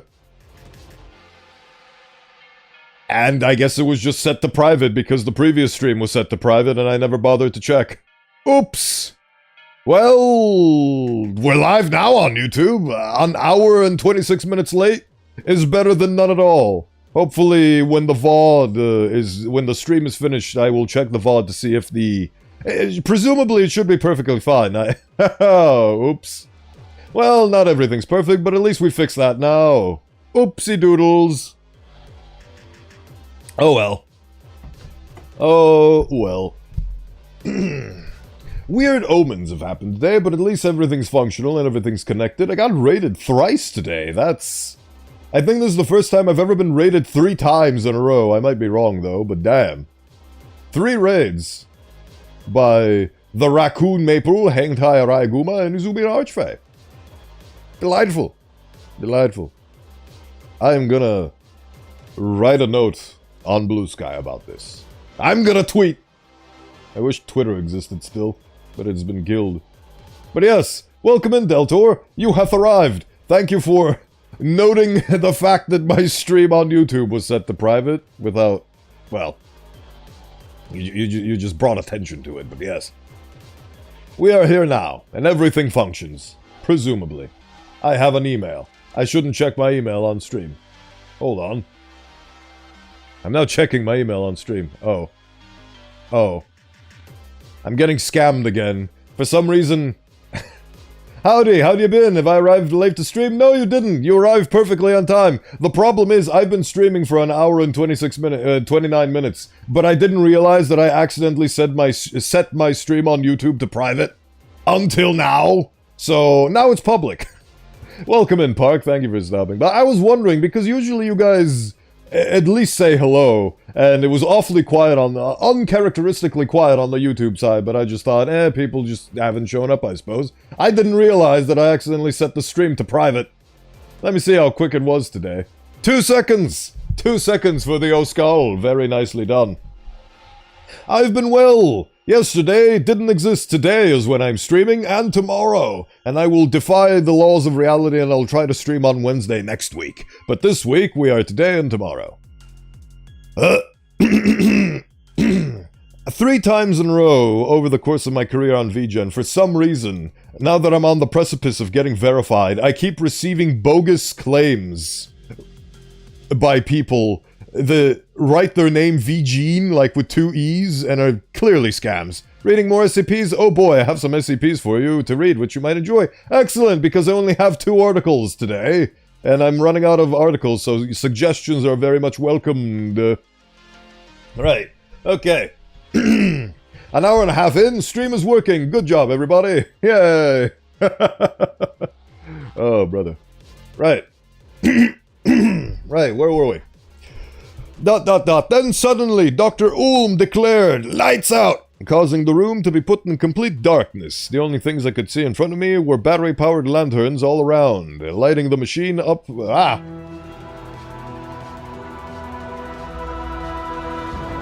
Oh, right,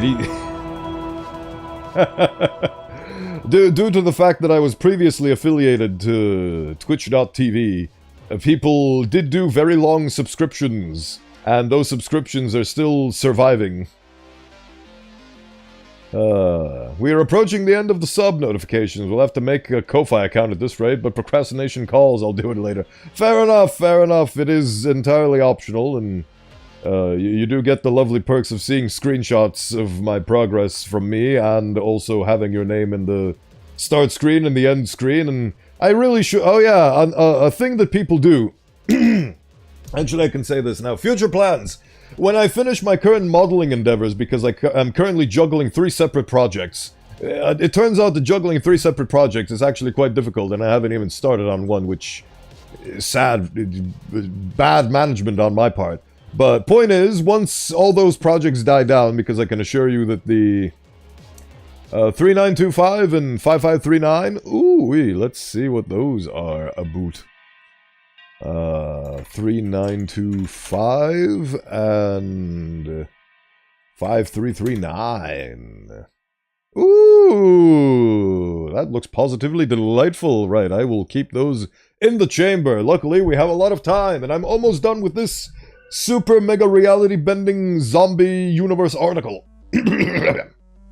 Oh, and SCP-4885, right. 4885. Thank you for the suggestions. That is a big meaty one. Delightful. Right.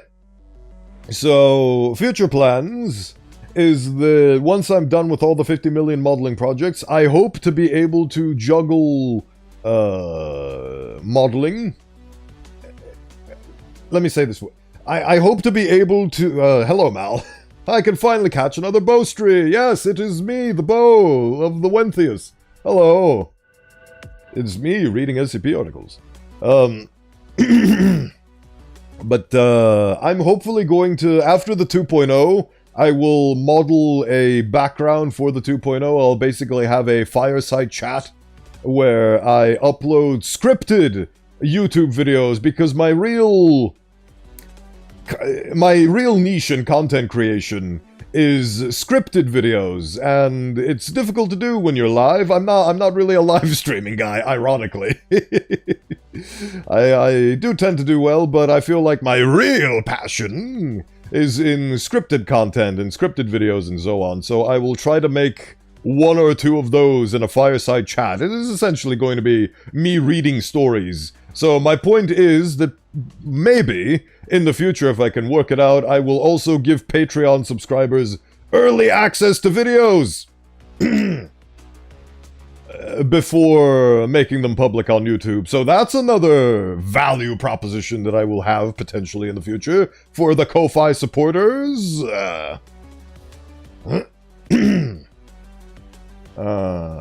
And with that, Bone's viewership has tanked. Skelegionary Scion Other? Yes. I mean, currently the Scion Sentinel's in it, so... It's Scion Support and Scion Sentinels. The Skelegion has kind of gone by the wayside. Well... Actually, no, technically Streamloots is where you join the Skelegion. So, if you want to be a part of the Skelegion, join the Streamloots... what's it called? Monthly subscription. And if you want to be a Scion Sentinel and or Scion Support, you can join the Ko-Fi. I have multiple avenues of support, which you can choose as you see fit. And you can also just do the free option, which is the Scion Sigils, which you just gain by virtue of being here. And so on and so forth. I tried to make it as intuitive and as inclusive as is possible, which I think I've succeeded in doing. So... Right, where were we? I miss stream. Yesterday really got me down with how streaming randomly and abruptly just didn't function, but today, I've been really enjoying this. Join the Skelegion now! We have bots! Why? Oh, wait. I was like, why is that highlighted as an announcement? I guess Deltor has that power as a moderationer. Fair enough. Join the Skelegion now! We have bots. Yes, we have the Skelegion bot. And Seri bot. And Streamer bot. Well, technically, Streamer bot and Mix It Up are using Skelegion bot as a puppet. So... it's basically 2 bots puppeteering 1 entity. which is the Skelegion bot. Look at all those sigils, aren't they beautiful? Right. Complete darkness. The only things I could see in front of me were the battery-powered lanterns all around, lighting up the machine, but nothing else. You could feel that, even in the darkness, everyone was dead fucking nervous. The Skelegion requires milk to fuel their calcium powers. Wasn't that proven to be milk propaganda to... Well, I guess not, because technically speaking, milk is something the youngins ingest in vast quantities, as opposed to all and other kinds of food just to be sustained and exist. So, milk most likely does contain calcium, but is it enough and as much as was purported in the good old days? Probably not. I do believe, I don't know if this is true or if it's wholly accurate, but I believe that because the companies were producing way more milk than they could sell, they basically had to start churning out milk propaganda about how you should have milk in breakfast, lunch, dinner, everything, and how you should have glasses of milk and so on and so forth, and constantly consume milk because it's really, really, really, really good for you. But the reality is that they were just making too much product and they needed to move shipments fast. Also, this is specifically talking about America. I don't know how it was like about the rest of the world, so could be talking nonsense. All in all, Den of God! Thank you for the follow! Very much appreciated. Delightful naming convention. Welcome to the Scions of Bowenthius. 'Tis I, Bowenthius. The guy who reads. I consume bones to strengthen my bones, all of the vitamins and minerals of my bones, because they are bones. Yes, we have determined that bone marrow consumption is actually a really good pastime that strengthens your overall structural integrity. Milk might have been propaganda to keep the dairy industry alive, but milk does have benefits on calcium, because the issue is the US kept the dairy industry alive by buying milk and turning it into cheese. I do love cheese. Ah, so there is some truth to my madness. Good. Good to know. Ah, beautiful cheese. I miss cheese. I wish to devour cheese right now. I didn't even... Oh! I just realized I had a perfectly missed opportunity because I had a thing for lunch and I could have put cheese on it, but I neglected to do so. That would... I should have put cheese on... Next time I eat that specific dish that I shall not name, I will put cheese on it because I have vast quantities of cheese available at my disposal. Cheese! Anyway... As the lights went off, Dr. Huent immediately went to work on the panel. Because the reason the US had to maintain the dairy industry was due to the prohibition where ice cream was the new alcohol for adults until prohibition ended. Huh. Neat history. Just eat whole bones, unhinge your jaw like a snake, and just add more bones to the source of calcium. That actually reminds me. A thing that I might potentially experiment in doing is that when I gave my big roadmap towards all the things that I was going to do, one of my redeems was supposed to be a jaw drop redeem, where, as you presumably can guess, my jaw drops. Trying to make that happen right now. And I never made that happen. So, I'm imagining my two jawbone sides basically just get ragdollized and just fall off my body. That'd be fun. I don't know if I can actually do that, but that'd be fun to do. Oh, I could also make it so that they just fall into my hood. That's another thing I could potentially do. Maybe make it a canned animation. I don't know, that's a funny idea. Unhinge the jaw. Jaw-dropping experiences. Set an alarm for every day that just says cheese. Reminder cheese. Why do you think Bowen has that split thing in his jaw? It's to fit the bones of his foes. Yes. Yes. I do have a split jaw. It's to insert things. It's to properly like a... What are those kind of alien/bug type creatures that have multiple jaws? Kind of like that. Kind of like that. Which caused the US to buy milk to keep the dairy industry alive. For 80 years, they turned all that milk into cheese and put them into thousands of bunkers throughout the US. Ah! Cheese rations. Sounds like a great use of cheese. I'm hungry. All this cheese talk is making me desire the cheese. But anyway, let us continue. That's right, the cheese caves. Oh, that's right, the cheese caves. Yes, the cheese gorge. They say the moon is made of cheese. Imagine all that cheese under my control, without any snot-nosed brats getting in the way of me and my cheesy dynasty. You got 10 points if you know what that's referencing. Until Reagan decided to distribute the cheese to the poor when his plan of dumping the cheese in the ocean got... How dare you dump cheese? That is disgusting. Dumping cheese in the... Oh, wow. The ocean. Humanity's trash can, apparently. That sentence makes me angry. How dare you want to dump cheese in the ocean? Despite distributing all that cheese, there was still tons left. I mean... Some parts of the planet are dying of starvation, other parts of the planet are making so much food they need to throw out in excess and constantly. We could do so well to just distribute food across the world, and people wouldn't have to starve. But reality, it is what it is. But we're getting into depressing topics, so let's stop. The moon is white, obviously, it's the skeleton of a dead planet. The moon was the first waterbender. It bends the oceans to its will. I love that tidbit from Avatar. Did I mention I recently watched Avatar? It was great. I'm watching Legends of Korra right now. Less great. It really shows how much the original series shined when you compare it to Legend of Korra, which is a random disjointed mess. Mess.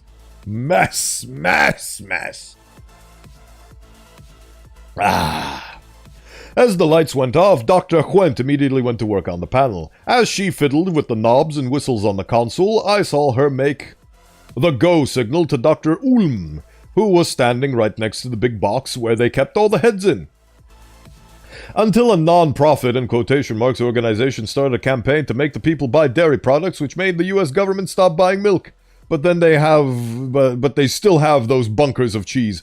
Can you really keep cheese in bunkers indefinitely? Wouldn't that shit spoil eventually? Isn't that why Reagan wanted to dump it all in the ocean? There are Avatar comics! Ooh! I didn't know Avatar comics existed. I need to get into those. I love comics. I haven't been engrossed in comics ever since the My Hero Academia manga finished. Meaning the true One Piece is the America Cheese Bunker. You know what? I'll take that as canon. That's canon now. The true One Piece is the cheese we made along the way. The cheese we stockpiled along the way. Right. It was kind of strange, honestly. Dr. Ulm seemed to be distracted, listening in to the box. The heads were silent, of course. Went explained to me the day before that she, as no longer had lungs or vocal cords to speak with. What? Oh, that the dash A's. Okay, so I've been calling them dash A's as well. Sick. The blue avatar. Yes. The taxes kept the cheese on refrigerated underground vaults. Ah. Pay taxes and you too can fund the cheese dynasty at the bottom of this bunker. The thing is that I've been told that refrigeration doesn't really keep something fresh indefinitely, so I don't know. I like to go by game logic. If it's in the freezer, it's frozen. Like RimWorld. If it's in the freezer, it's frozen, and that's fine. It won't spoil, ever. Ever. As long as there's power being supplied and it's kept at the correct temperature, it's fine. It's just that recently I've been told that even with refrigeration, things still have a shelf life. But if I had ears, I'd be plugging them in and I'd be saying, la la la la, not true, not true. If you put a thing in the freezer, it stays frozen and fresh indefinitely. Anyway, when Went explained to me the day before the dash A's no longer had lungs or vocal cords to speak with, but Dr. Ulm seemed to be listening in nonetheless. Then I saw his ears perk up as he saw Went's signal. He was ready. The immortal cheese! Ah, the cheesy goodness. The cheesemans. I want cheese. I need to put cheese into my gullet. I saw Ulm nod, and then flipped a switch. The machine started humming. First this low droning buzz like a bee. Sorry for rambling, but when you talk about the milk conspiracy, made me think about the cheese bunkers the US still have, but is owned by this non-profit organization. I mean, yeah, I guess that's a way to put it. It's a the milk conspiracy, and milk is tangential to cheese, so it does make sense. We share what we know, and I don't even know if the milk conspiracy is real, but I remember that knowledge from learning it from somewhere, and then I forgot the details, so now I'm just regurgitating that information half-baked without knowing whether or not it's true. Again, remember to fact-check anything if you care enough. Like, I heard from a friend who heard about this guy, about how his wife's daughter's necklace is corroded due to the fact that he put too much milk in the necklace. Don't take some fourth-hand account on it. Do your own research, everybody. Inform yourselves. Be knowledgeable. Learn about the cheese bunkers.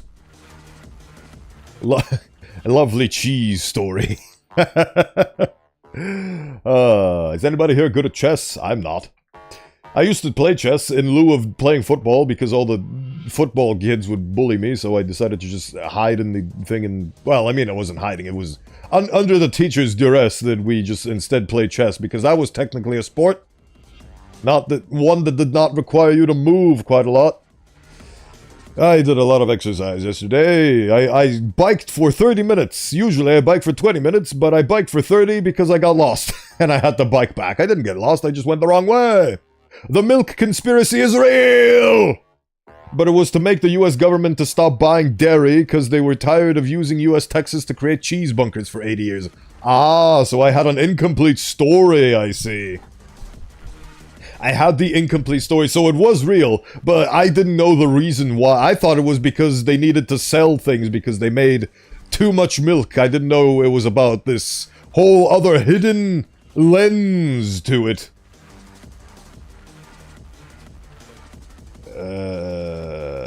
Anyway. Where were we? Right. Machine started humming, buzzing like a bee, then it started getting louder, and I realized, oh, are you reading SCP? Which skip is this? Hello. Thank you for the follow, by the way. This is SCP-8011. This is SCP-8011, which is apparently a phenomenon where people who died on November 20... on some date, get resurrected as zombies that are impervious to damage, or at least impervious to gunfire, are actively rotting, shambling and screaming, but simultaneously they also are connected to another universe, and they are mimicking the behaviors of that alternate universe.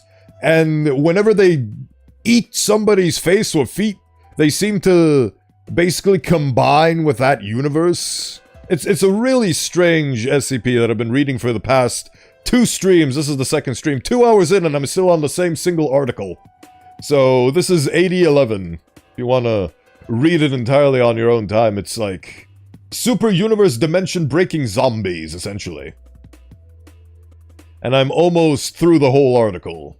So, if you would like to see me read the beginning and remainder of the article, you can wait until today's VOD and also the previous stream that featured the beginning of this article. The US government did an oopsie because they didn't think that dairy farmers would want to make money, so when the US said, "We will buy your dairy, give us what you have, and we will pay you."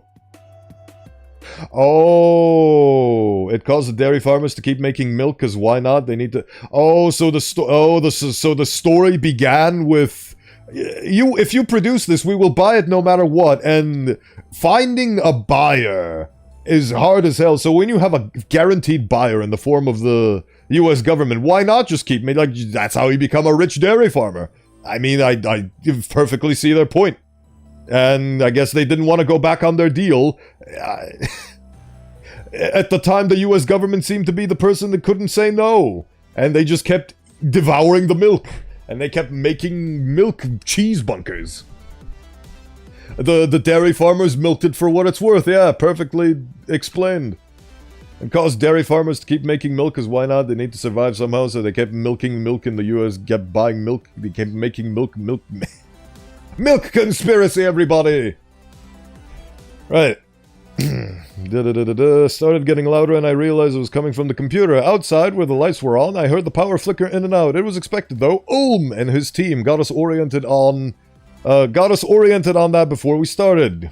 We were just here to watch and wait in case things went wrong. Honestly, I'd rather read about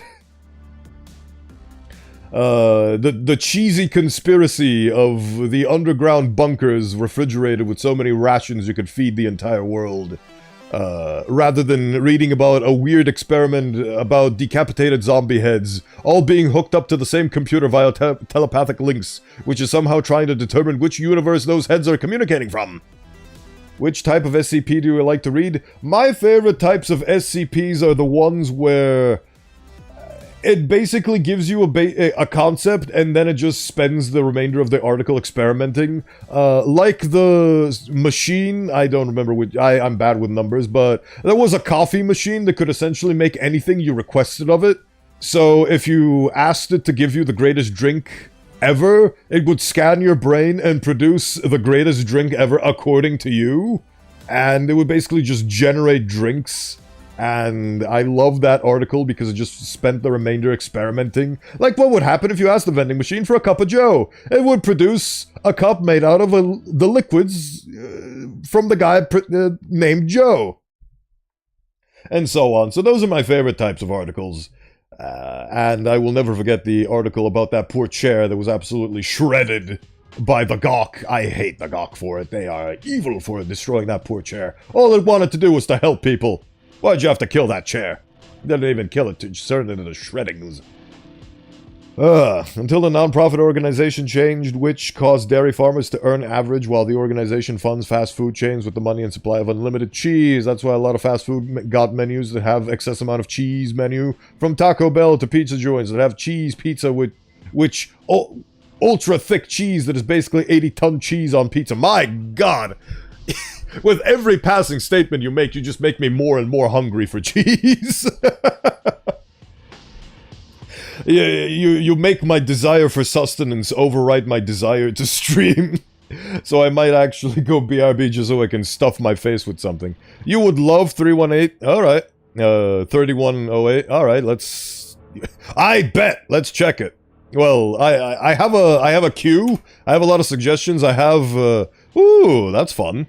I have 3108, 4885, 5339, 3925, 217, and this one. And I'm almost done with this one, so hopefully in the next 2 hours, I will be able to read the remainder of the articles you guys have suggested for me. Thank you for the suggestion.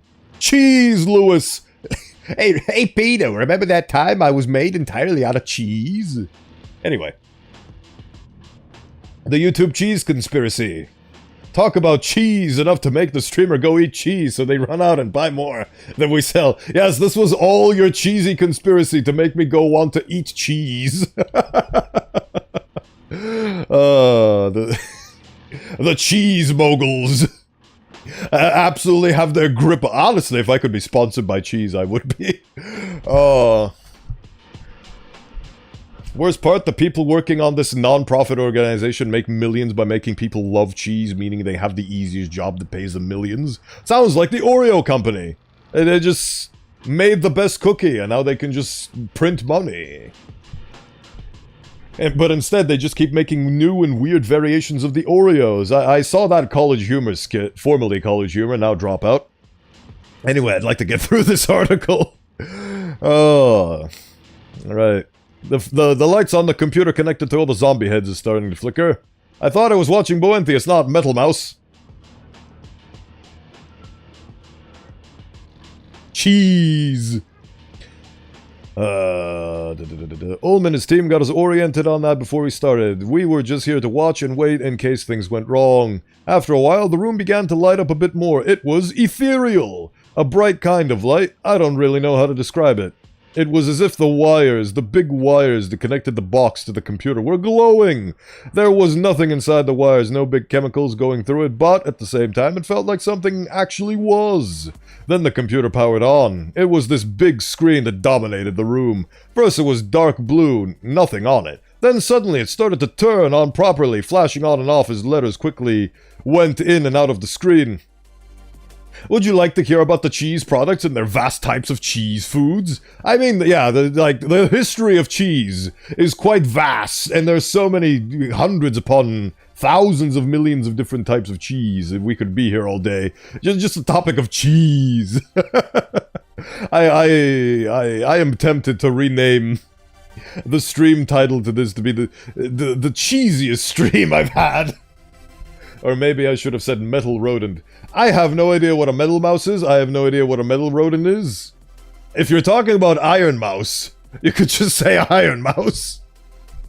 But I have no idea what you're on about. Does Iron Mouse talk a lot about cheese? If I recall correctly, Iron Mouse is the devil. So, not really cheese related outside of the mouse. Is it nomenclature? I want to use big words to sound smarter than I actually am. Nomer? A misnomer? I don't know. Anyway. Brrr, the buzzing kept getting louder. It was like one of those old computers my dad had from the 80s, screaming like it was getting murdered electronically. Oh, that poor computer. The flashing and the buzzing continued for what felt like 20 minutes. Went, Ulm, Dr. Marlin, and the others were just staring at it, waiting for it to come on. The other officers were looking up too, watching and waiting. Watching and waiting. Went, then started calling out numbers. 70%, she said. 80%. 90%. Then, once we reached the home stretch, we heard something coming from the box. The -A's, they were talking. It shouldn't have been possible, but we heard it. They were talking loudly. Shouting things like, Viva! Viva el Cristo Rey! Happy birthday! I looked at Jan, the site security officer standing right next to me, and she was just as surprised as I was. The heads weren't talking when we put them in a few days ago. How the hell were they talking now? Ulm seemed to be giddy now, not shocked like we were. It was like he knew what was coming. Head researcher Ulm really is a madman. Was concentrated on the numbers on the screen, so I'm not sure what she even heard. I'm not sure she even heard it. The other scientists were just waiting and watching, with some staring so intensely at the screen it was like their lives depended on it. 96, 97, the bite of 87. Nah. It was then we heard the -A scream. Ooh, look at that. Scream so loudly that it pierced through our eardrums. The screams echoed through the walls of the experiment room, bounced up and down the floors into our heads. It was like their souls were getting ripped right out of them. Went was staring at the screen. She'd never noticed. She kept counting. 98, 99... When we heard the buzzing go its loudest, echoing through the room, along with the screams, it was this gigantic cacophony, almost screams and electric screams, all mixing in our heads. Then Went finished it. 100. In the space of a single second, everything was quiet. All we heard was the hum of the computer, and all we saw was the glow of the lanterns and the screens. I looked at Ulm. His smile was wide with delight. He was enjoying this. He crossed the room to Went, and then patted her back. I feel bad for making you hungry and not allowing you to finish this SCP. About an alternate world, about zombies. Start the milk and cheese. Human progress, baby. Hey! It is what it is. Ultimately, it falls upon me to re-divert the stream topic back to actually reading the articles like a monotone zombie myself. Do not feel bad. I really enjoy your commentary and your presence. And it's fun to read the things that you know and have to say and so on. So, ultimately, the stream divulged into a tangent about cheese and the milk conspiracy because as the conductor and broadcaster, I willed it so by reading out and paying more attention to you and your messages than the actual articles. So ultimately, that is my responsibility, and I just wanted it so because what you were saying was interesting to me. I was kind of going off of brand Iron Mouse when I said metal rodent, and your craving for cheese made me think of as a mouse in a comical sense. Hey, Bo, what do you think about SCP-1762? I never read it. Well, let's read it. As soon as the queue is... Oh, wait, no, I did read it. Oh, I did read this one. I feel bad. It's a shame. It's a really fun concept, and I very much loved it, but it's a real shame what happened to it. I read this so much that I also read the preceding lore entries of the various flora and fauna of the universe of SCP-1762. I also enjoy your stream. Thanks for having me. We are united by our love of cheese and/or cheese-based knowledgeable facts. But yes, I very much enjoyed it. Very nice. The extra material was interesting. Not as great as the base article, but still, good article. I'm glad I have search history, so I could actually see it autofill 1762. Can you explain it to me? After I finish this, sure. I guess I'll have the tab open. In a way an autistic brain can understand. I mean, if you're talking about autistic brain, okay. So you have this box, and this box projects an alternate reality to us in the form of paper dragons, and so on and so forth. And the reality of 1762 is basically a LARPing fantasy super mega magical land that is allegedly the imagination of a child. But it actually, basically a child managed to make a Ford box and play pretend, but it essentially connected to an alternate reality that it is essentially Lord of the World of the War of the Rings of the basically fantasy trope land that had dragons and cool stuff, but then at some point they were taken over by that alternate reality was taken over by a bunch of bad guys, and they closed off the entrance to our reality in the form of the cardboard box, which was 1762. And the world of 1762 has so much depth and lore to it, but we were closed off, unfortunately. It was really sad because it was real nice childlike fantasy. But due to the warring factions inside the universe of 1762, we couldn't see any much further into it. And the box lays dormant to this day in a containment cell somewhere. Have you seen SCP-2273? Let's find out. SCP... 2270. Nope, no, I have not. That is... rather short. Nice, right. I looked at Ulm. His smile was wide with delight. He was enjoying this. He crossed the room to Gwent and then patted her back, said something to her along the lines of congratulations, and then turned to the us, his team, and declared, "Let's get to work." No one responded. They were too busy watching the screen with nothing but a flashing blank on it, waiting for orders. Ulm turned around to type something on the keyboard. "Start query," the screen said. As he typed out, he pressed enter. The screen replied, "Select instance." Ulm answered with instance 1, and he pressed enter again. The computer screen went black. We heard its gears whirring. It sounded like it was calculating things, trying to give us an answer. Earlier on, Dr. Marlon gave us a rundown of what the numbers meant. "All zeros for us," Dr. Marlon said. 000-000-000. When it's 111-111-111 for Alagadar, 222 yada yada for the library, 333 for the Deva. The Deva? That is kind of sad. Yes, Mal, yes, it is a sad article. Very sad, but ultimately it is a very nice read. If you would like to see me read it, go, I don't know which specific stream I did to read it. Actually, no, I think it was the stream where I literally have the paper dragon from 1762 as the thumbnail. I remember using that paper dragon as the thumbnail, so if you either want to see me read it or read it yourself, you are very welcome and free to do so at your own leisure. Mal_the Tank Man.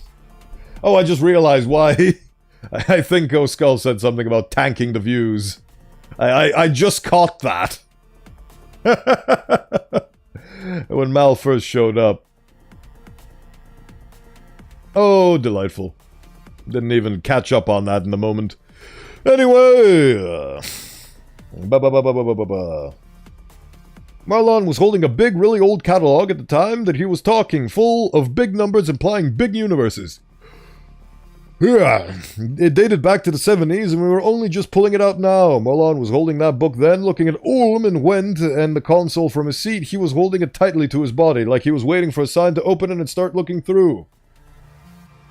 3288 is a perfect example of what does the sarcist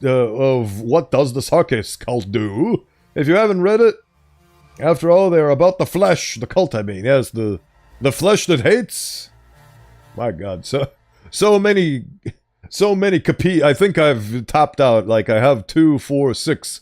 I have 6 suggestions waiting in the wing in addition to this one, and I don't want to stack any more suggestions because I actually want to get through these articles and basically have a closure to these streams so I can play games. I want to finish RimWorld and SCP reading so I can play games. Games that involve low-poly chickens and thresholds and so on. Anyway. Yay, more games! Games! I want games! And games will be had. Soon. Soon as I like finishing and wrapping things up to a acceptable conclusion. So, when it comes to SCP articles in RimWorld, there is never an ending, is there?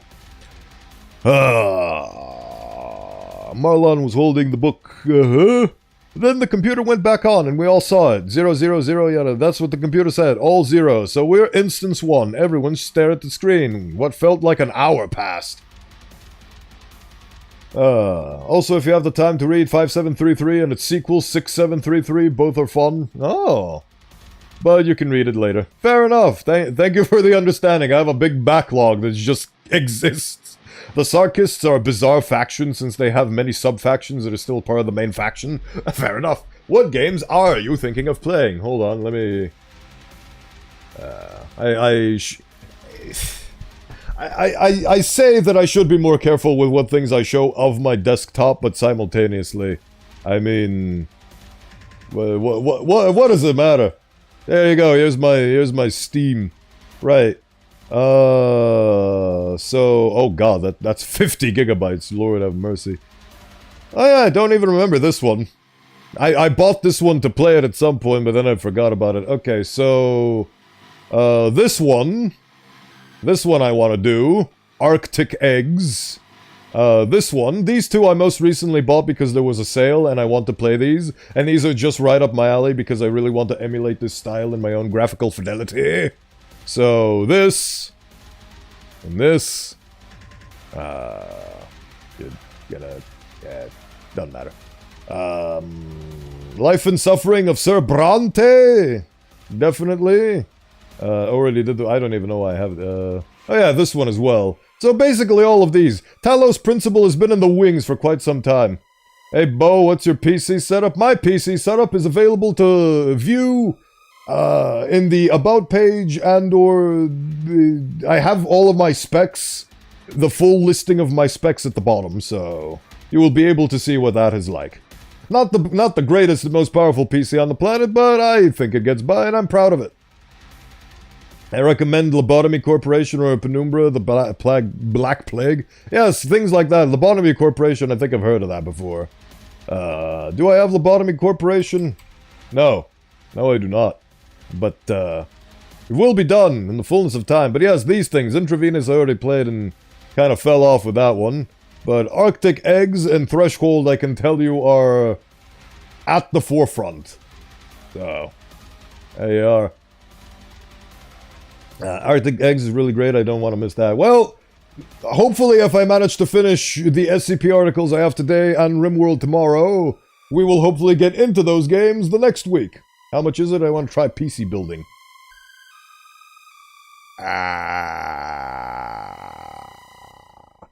If you want to try PC building without actually having to spend money, I can tell you about PCPartPicker.com, which is a lovely site which allows you to essentially just make lists and simulate a PC build, or PC, what was it? PC Building Simulator, something like that. Anyway. My computer, I can't really give you an approximate price of my computer because I didn't buy it pre-built. I've been building onto it for a very long time, and I've been slowly accruing and buying parts. I never bought it in bulk, but I mean, you could basically check out the MSRP of all the parts that I've listed and see approximately, if you put all those parts together, how much I've spent. But if we have to give an approximate estimate,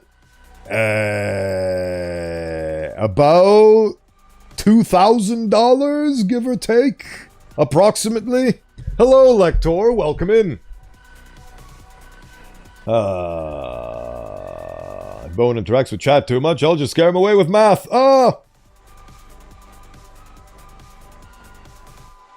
Hello there. There it is. Hello. Welcome in, Lector. Thank you for stopping by. I'm trying to read.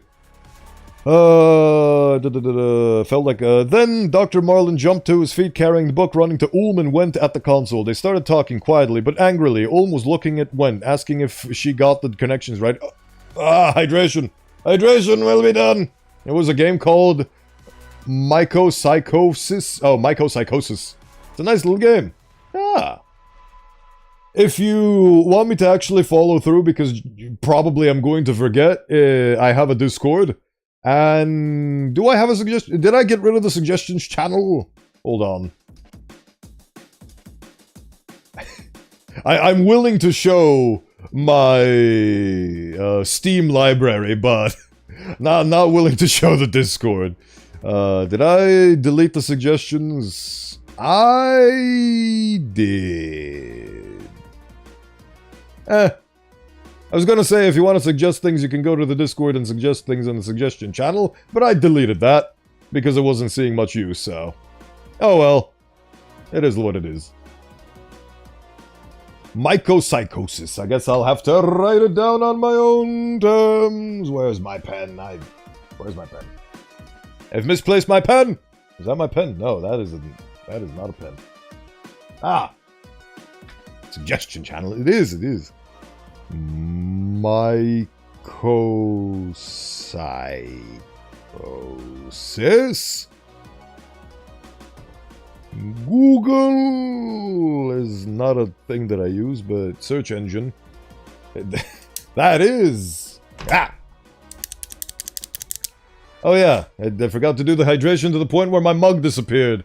So many things are happening right now. Chat is buzzing today. I appreciate you all. Hydration is down in your name. Oh, Skull, thank you. Keep spending those sigils. Soon I will be number one. That is the great Mal stratagem. Hold on. That's me drinking. Anyway. YouTube seems to hate the site I mentioned. It seems to cause it to not on stream. Micropsychosis? Is there a sequel called Macropsychosis? Maybe. You can find that out on your own time. I need to read this article. She got the connections right. When she was trying to defend herself, saying everything was right. Oh, they're basically complaining that the machine's not working.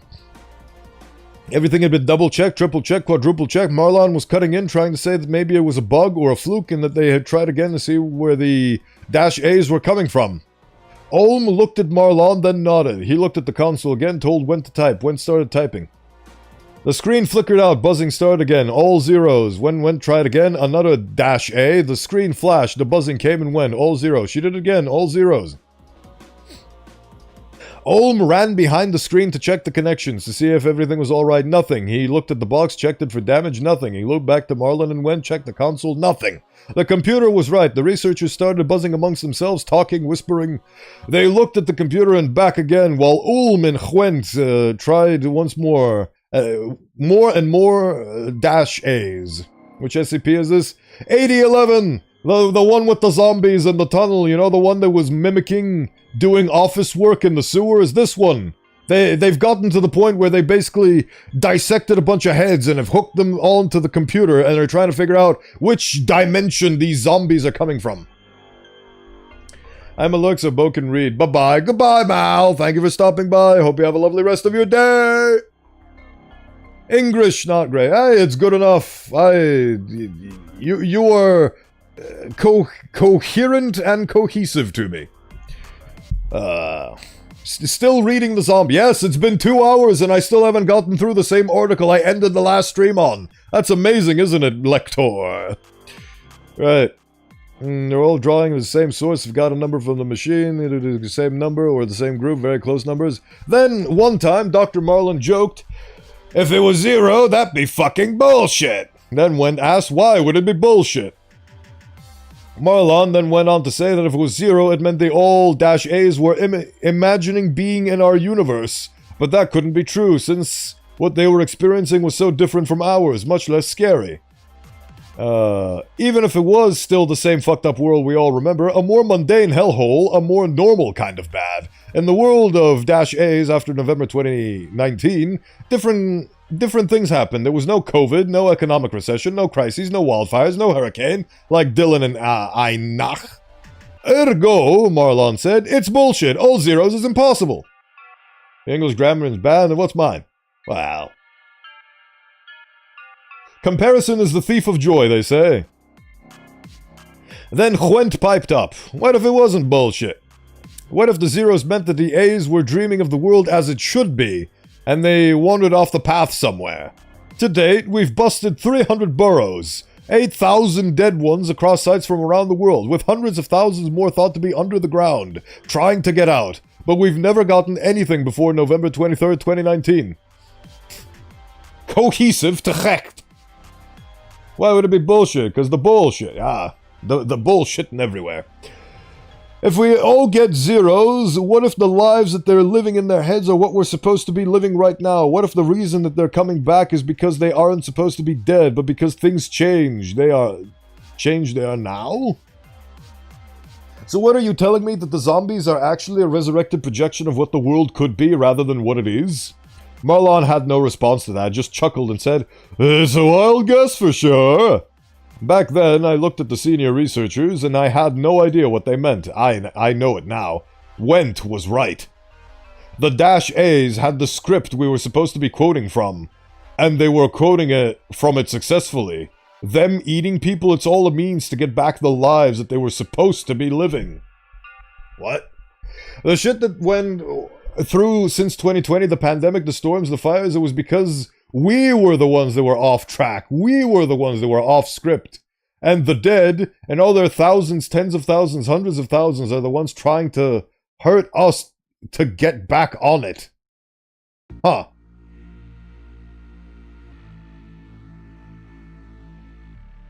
Wait, so the phenomenon is basically... people are being resurrected with the correct notion of reality, while we, in our present reality, are living in the incorrect notion of reality. I love how the footnotes is as long as a short article. Okay. So that's SCP-8011. Alright, I need... my P-brain is having trouble comprehending this. The -A's had the script we were supposed to be quoting from, and they were quoting from it successfully. Them eating people, it's all a means to getting back to the lives they were supposed to be living.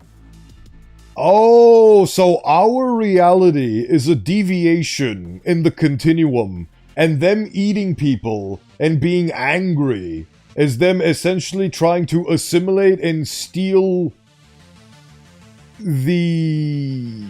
basically to eat the person that they were supposed to be, in a weird, twisted sense.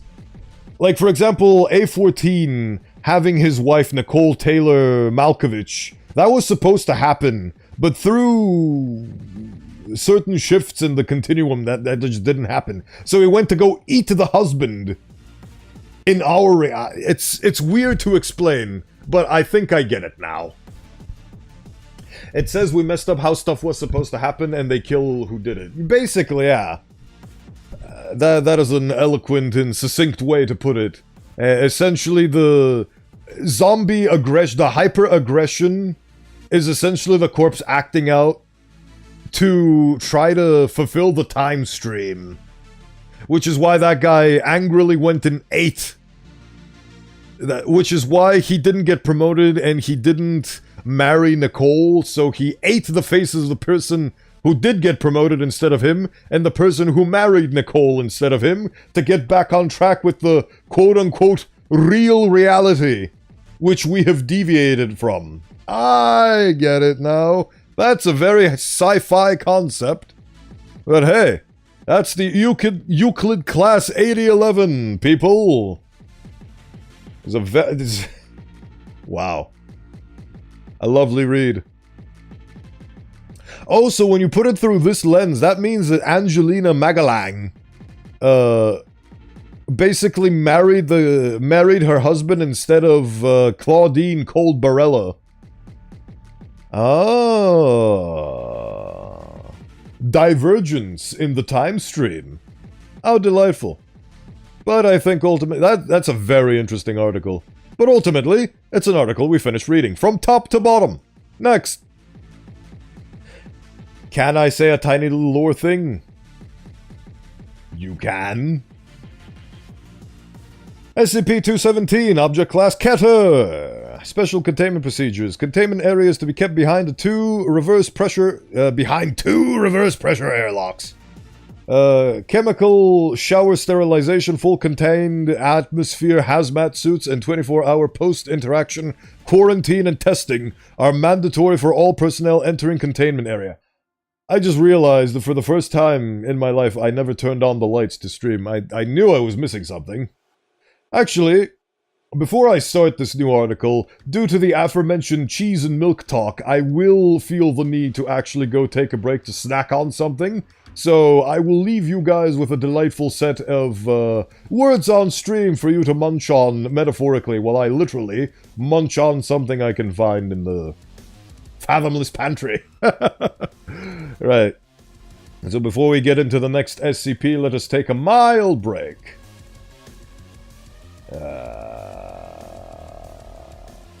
Bah.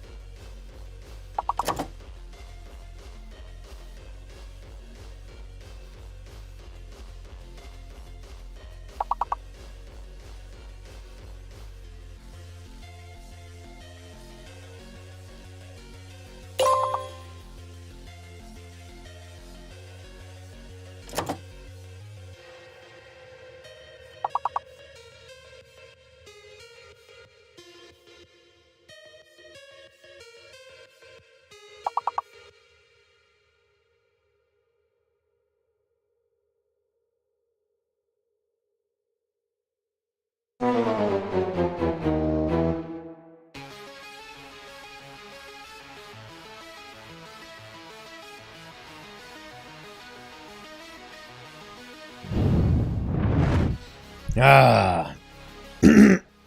Welcome back, gang. Good job on those lovely levels. I had enough time to grab a snack, grab another snack, eat a banana, and then gorge myself on chocolate. None of which were cheese-themed and or related in the slightest, but hey, at least I'm satiated for the time being. And I turned the lights on. Oh, so hello, Meg. It's nice to see your name pop up in the words on stream. But what were you saying before? In one of the SCPs, it says that there are a few core worlds from where other realities branch off like a tree. So, I guess ours is the main trunk reality? Hello. Hi.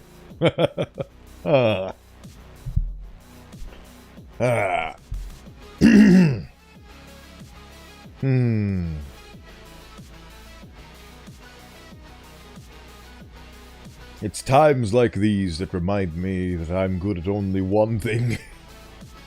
Well, it's the actual streaming part of streaming. I'm not really good at keeping up with other people, their streams, their social medias, and mine is a barren wasteland where the only thing I do is actually just upload my weekly schedule, and I just use it to remind people of that, and that's about it. I every single week I'm like, I'm gonna do more posts, I'm gonna make more content on that platform, referring to Blue Sky, and I just don't.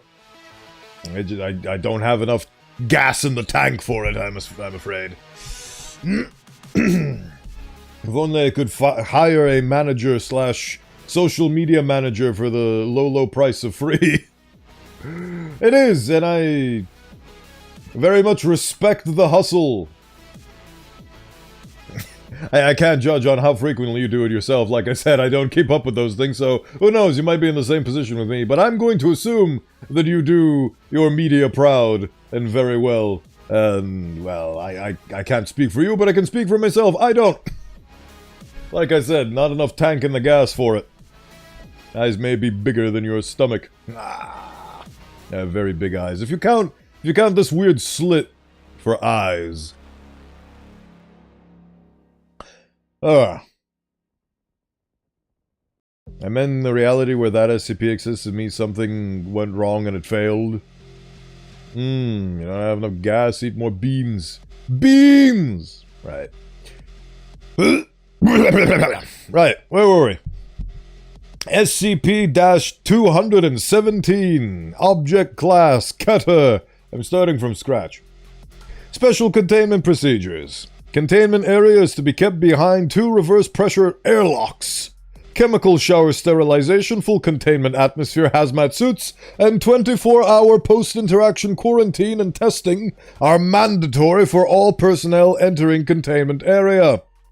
Should containment be breached, the blast door for the containment and research area will seal, and the chemical agent Zier 217-11 will be pumped into the air. Any humans exposed to 217 are to be contained and held for observation. Any items touched by those affected by 217 must be sterilized. Description: SCP-217 is a virus, incurable by current means, with a rate of infectivity at 100%. Oh boy. COVID in 2020, am I right? It affects all organisms in the kingdom Animalia, and can be spread via touch or contact with bodily fluid. 217 is very hardy, and can survive for years outside of the host body. The progress of infection is very slow, with some subjects going several years before manifesting any symptoms. SCP-217 alters the biochemistry of organic tissue, causing organic matter to rearrange into a form of organic metal. I'm going to assume this is the original article that inspired the metal horrors from RimWorld. Howdy, I'm back from a shower. What did I miss? What a delightful combination of circumstances. While you went for a shower, I went BRB, and we did some words on stream and for the last 10 minutes, so you didn't miss much. I just finished Article 8011, and now I'm doing Article 217.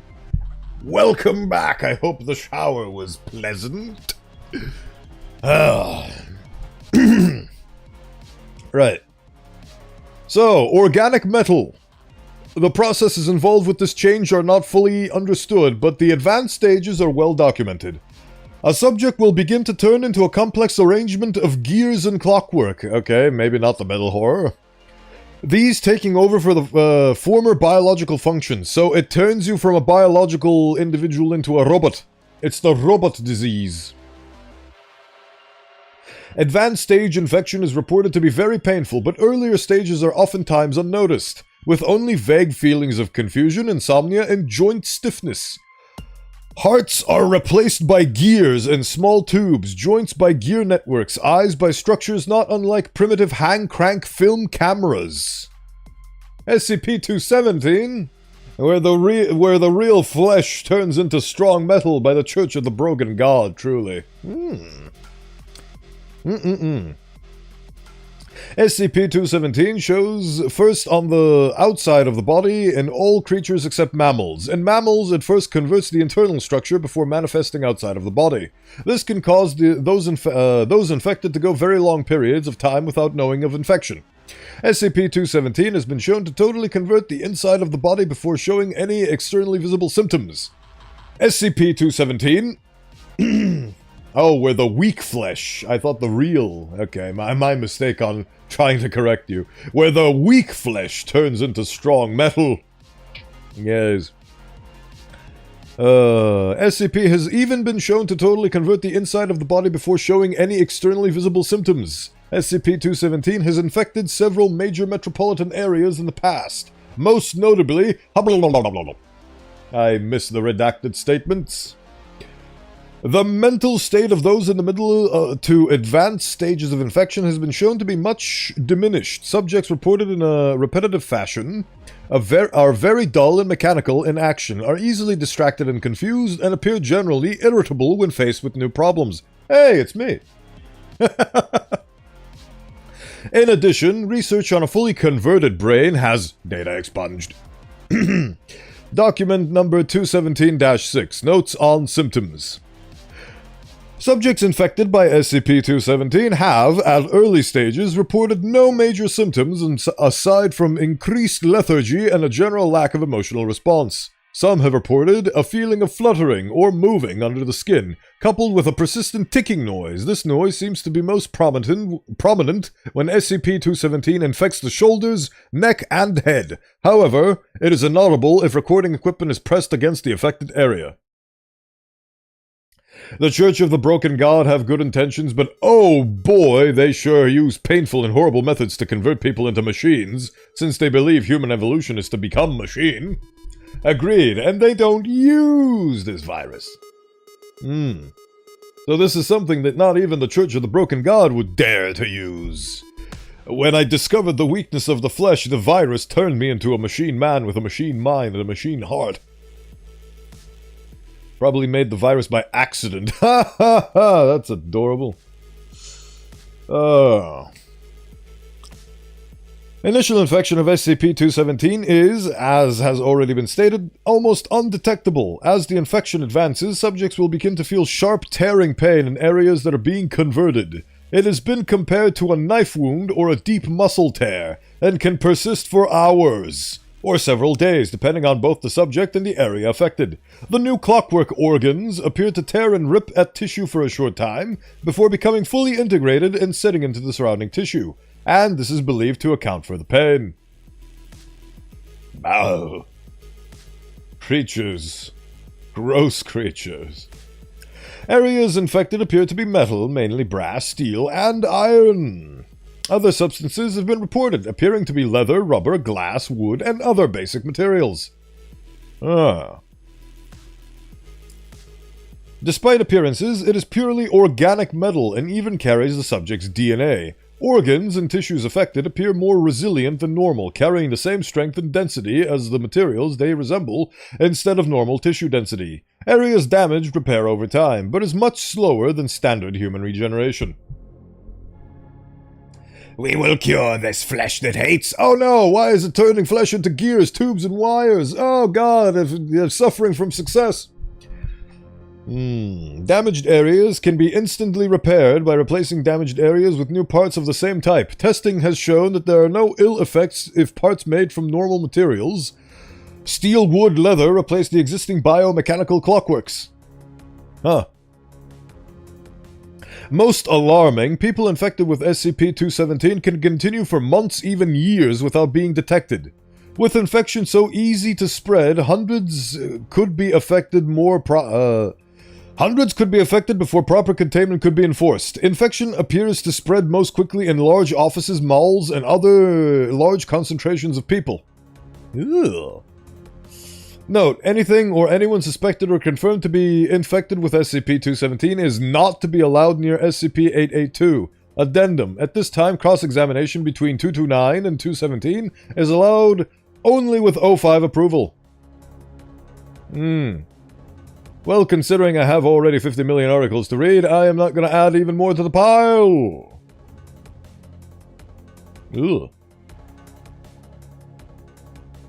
Random assembly of gears, cables, pulleys, screws, and belts. Blah, blah, blah.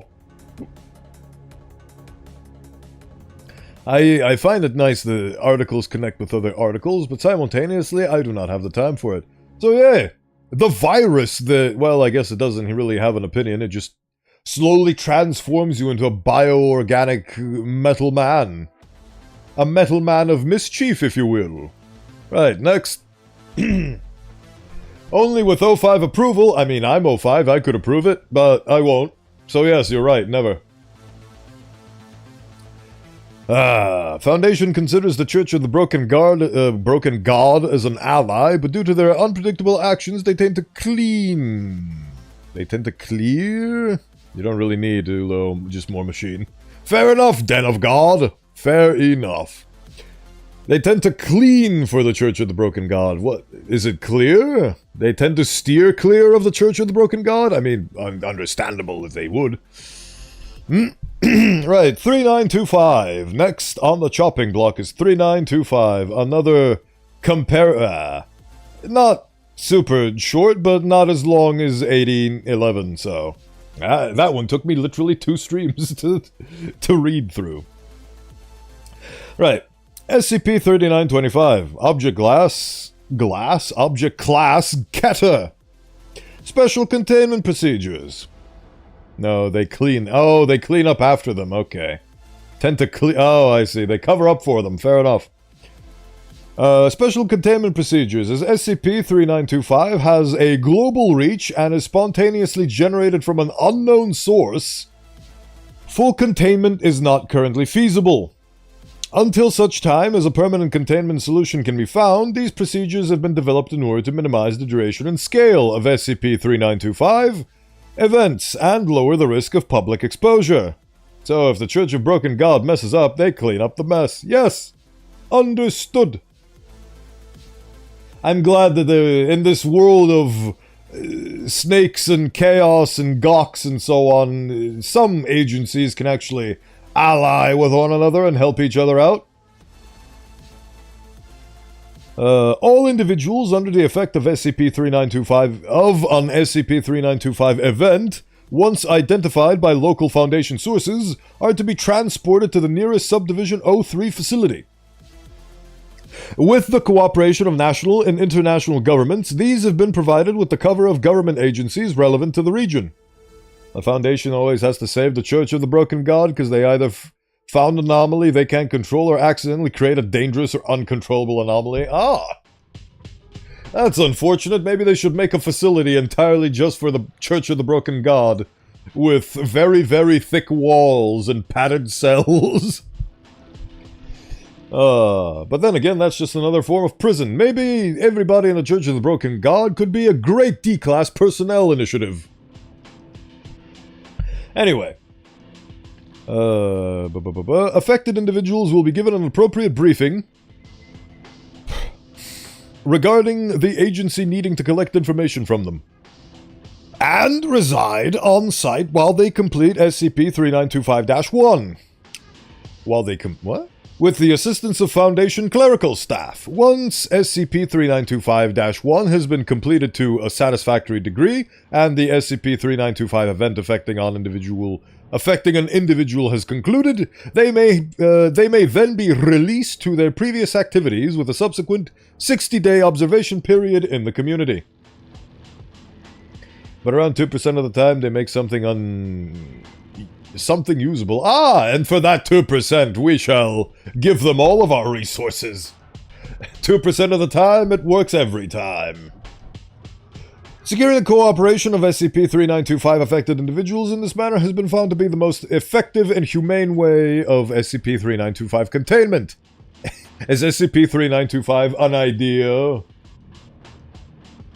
Like I said, Church of the Broken God are basically, what if Adeptus Mechanicus was more nicer in trying to help humanity rather than hating them?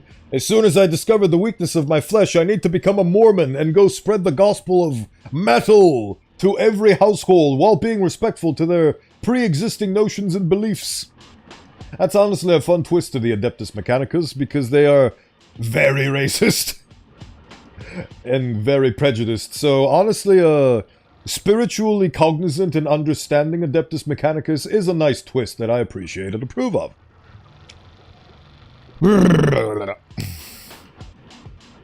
And each Subdivision 03 facility has been authorized to pay these individuals a salary based on local wages for the duration of their time. Oh, that's sick. Can I be infected with whatever the hell 3925 is? I might be taking that back in a minute. However, coercion should be considered if individuals refuse to cooperate. Disclosure of classified Foundation data regarding the nature of 3925 is authorized with the approval of Level 4 staff, but personality types where this assists in securing cooperation are uncommon. If coercive measures were used, or individuals access classified information at any point in this process, amnestics, my favorite, should be administered prior to their release into the community. Sarkists, on the other hand, if the thing had a cult and they want to become gods by trying to master the flesh, ugh. So that's where the flesh tentacles from RimWorld come from. You ain't made of metal 90% of your body. Heretic! If I adorn myself with metal around my body, does that count? If I don't have a body and instead just wrap myself around in tinfoil, am I a part of the Adeptus Mechanicus? Please, allow me. Oh, this has been crossed out. If SCP-3925-1 is impossible to successfully complete, or an SCP-3925 event persists for more than 20 iterations, termination of the affected individual is advised, and that's been crossed out. After the events of Incident 3925-1, termination of any individual under the effect of 3925 is prohibited. As partially completing an iteration of 3925-1 reduces the growth rate of subsequent iterations, optimal containment requires some individuals to continue working on SCP-3925-1 indefinitely. Oh boy, they messed up, didn't they? And you have a Netcron from Temu. Ooh, calcium is metal. All bone, all metal. I am suddenly a metal bender now. Which is... So, bone marrow is technically liquid, but then calcium is metal, which is a subset of earth. So I'm both a metal bender and a water bender? I don't get it. I'm both. Osteomancy just dips into both categories while being distinct. Right. Oh, those Osteomancers. Imagine instead of using the term bending, they were instead hydromancers, pyromancers, aeromancers, and terramancers? I never even thought about that. That's a cool designation, a terramancer. Sick. Adeptus Mechanicus. Flesh disgusting! Now perish, fleshy creature! I praise the Omnisire. The Church of the Broken God. Poor flesh thing, come, we will help you by making you into much. Look at how much better it is when you don't need to eat. Brain uses electric, so fire. Bender, is that you? Oh boy. I am Bender, please insert girder.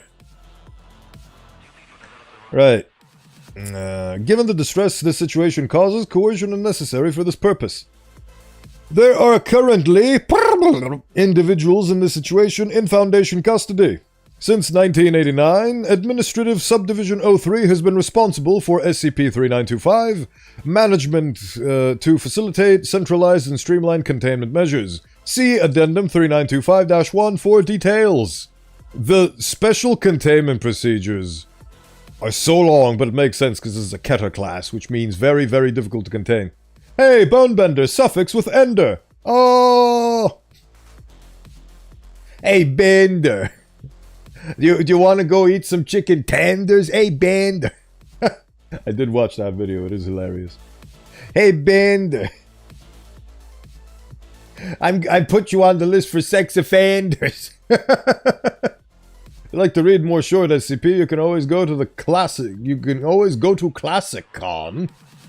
No idea what that is. SCP-39 is a funny one. I think you'll see why. Right. Since 1989... oh wait, I read that already. Description. SCP-3925 is a phenomenon where affected individuals receive an A4 paper form requesting varying personal details. Oh god, it's a job application, isn't it? Receive an A4 paper form requesting various personal details. SCP-3925-1. But if you work on a farm and look after chickens, you are a chicken tender. Hey, Bender, you managed to hit my car and bump my fender. Hey, Band. Anyway. Not that.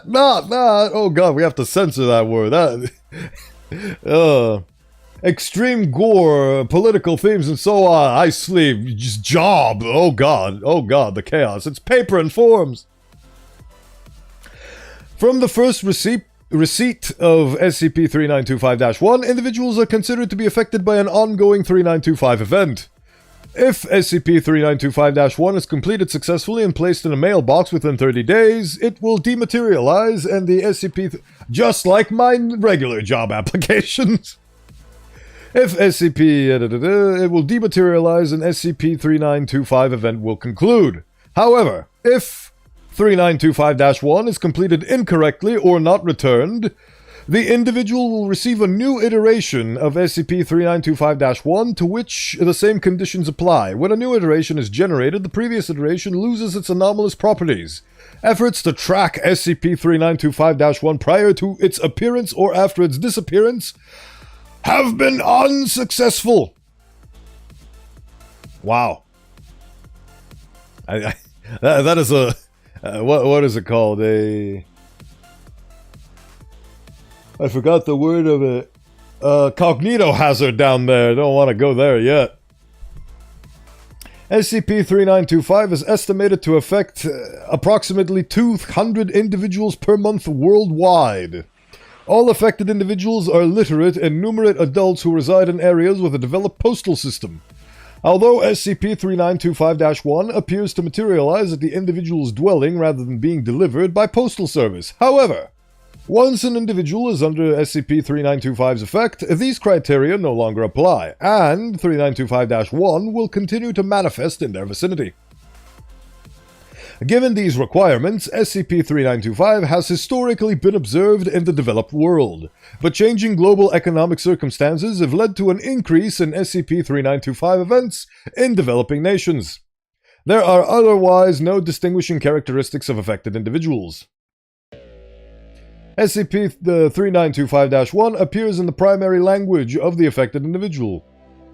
Over 50 languages in 120 countries have been observed. Huh. I think I give you one long and two short SCP articles. This one seems to be the long one, my apologies. No worries, I like the suggestions and I will go through it. If I don't make it this stream, then it is what it is. At the very least, I will end this stream on a fully read out article. I can guarantee you that much at the very least. Right. As of 2017, 60,948 SCP-3925 events have been documented, with approximately 3,000 events ongoing at any given time under Foundation surveillance, and an estimated 22,000 outside of this. You could technically say 2,000, but I don't like the idea of using hundreds like that. Like, it feels gross. We have thousands. Details requested by SCP-3925 are initially mundane and straightforward. Name, age, sex, etc. And ending an event at this point is relatively simple. An estimated 75% of SCP-3925 events are completed by the general public in the first or second iterations of SCP-3925-1 and do not come to Foundation attention. However, subsequent iterations of SCP-3925-1 increase in length. Approximately 20 more pages per iteration, and complexity. In length and complexity. Progressing to more complicated information, for example, daily household electricity consumption, and becoming increasingly personal or bizarre. Most traumatic childhood memory. Think back to your most traumatic childhood memory. I can think of a couple. I honestly don't know how to rank them. This is RimWorld comment, but I'm trying to anomaly run and gotta say I'm scared to encounter stage 2 anomalies. Only encounter 3 of them, but need 8 to unlock the 3rd stage. Oh boy, yes! I wish to go through the RimWorld world, but so far it's not working out for me because I got eaten, or will get eaten by zomboids. Anyway.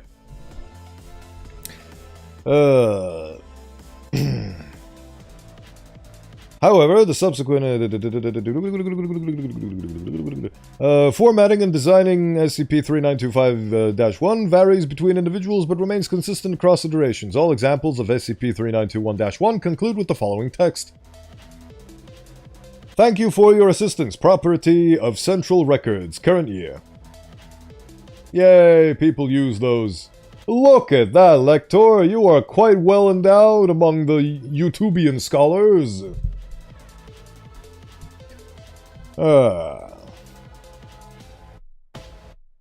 This instance of SCP-3925 was associated with Mr. P.L. Brown on the 19th of April 1977. Foundation designation 3925-49484G.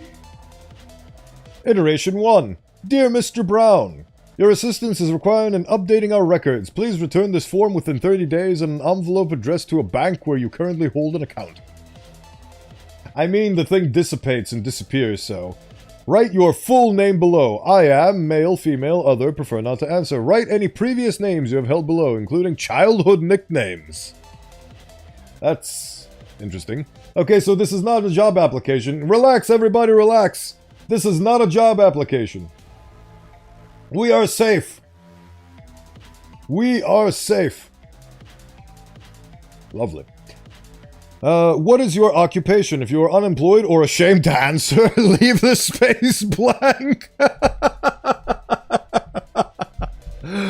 Oh, honestly, what would I... Because I wear a lot of hats. I'm a bespoke game developer, a 3D modeler, a voice actor, a VTuber, which is technically under the designation streamer. And all of those are me.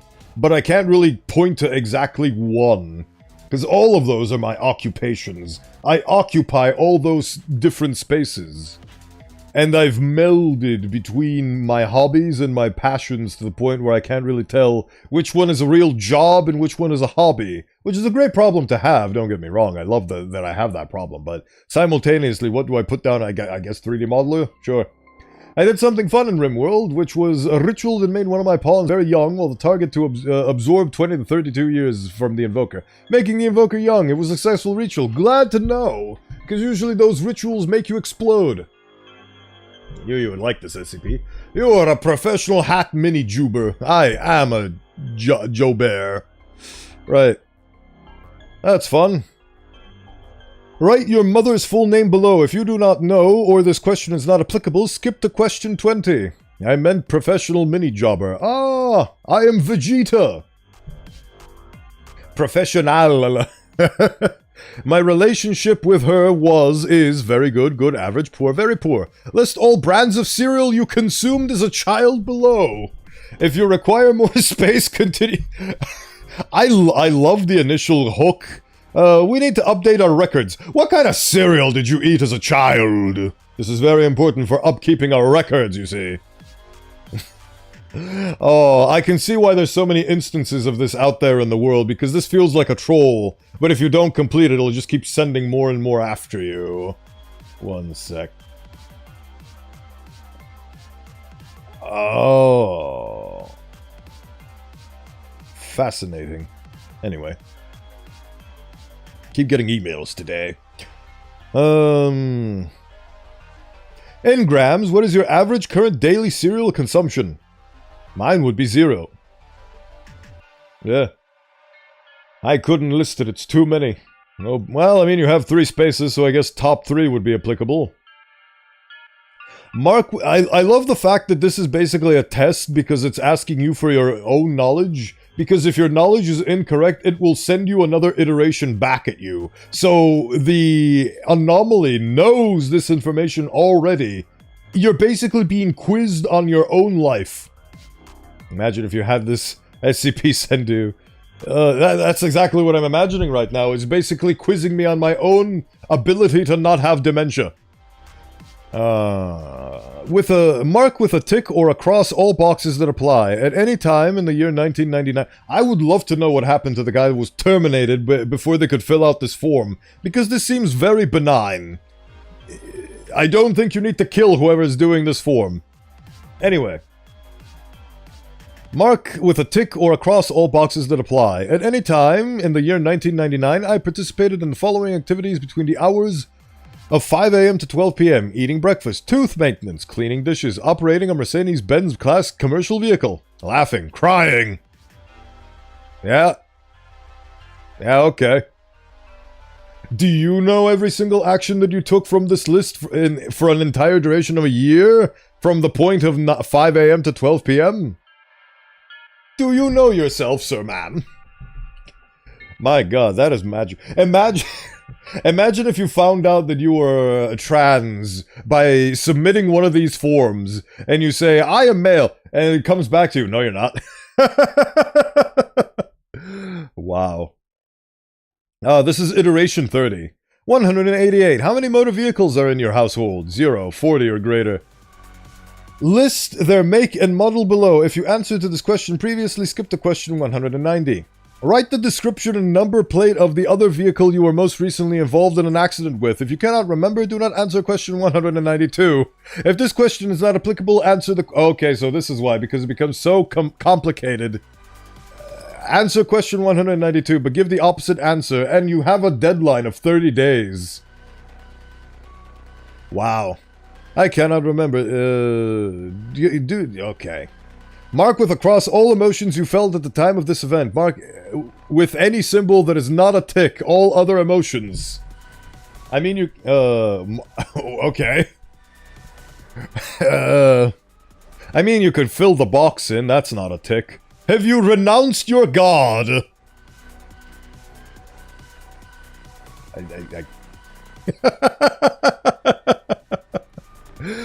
Any individual can fill out SCP-3925-1, but due to the frequently personal nature of the questions, the primary subject's input is required to complete it accurately. This is a very good suggestion. This is very fun. This is a very fun one. Funniest part is this SCP can cause a world-end scenario. Oh boy! Oh boy.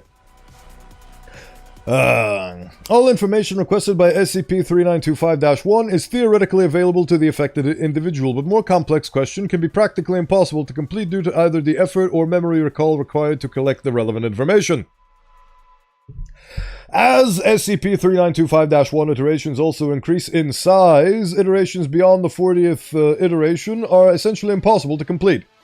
Partial completion of SCP-3925-1 reduces the growth of subsequent iterations, but as this property is relative to the percentage of SCP-3925-1 correctly completed. It is estimated that SCP-3925 event beyond the 60th iteration, numbering between 40,000 and 60,000 pages, assuming uncontrolled growth of SCP-3921-1, 3925-1 prior to this, would be impossible to complete to a degree necessary to inhibit future 39... Oh, I see. So it's a form that if you don't complete it properly, it just keeps exponentially growing.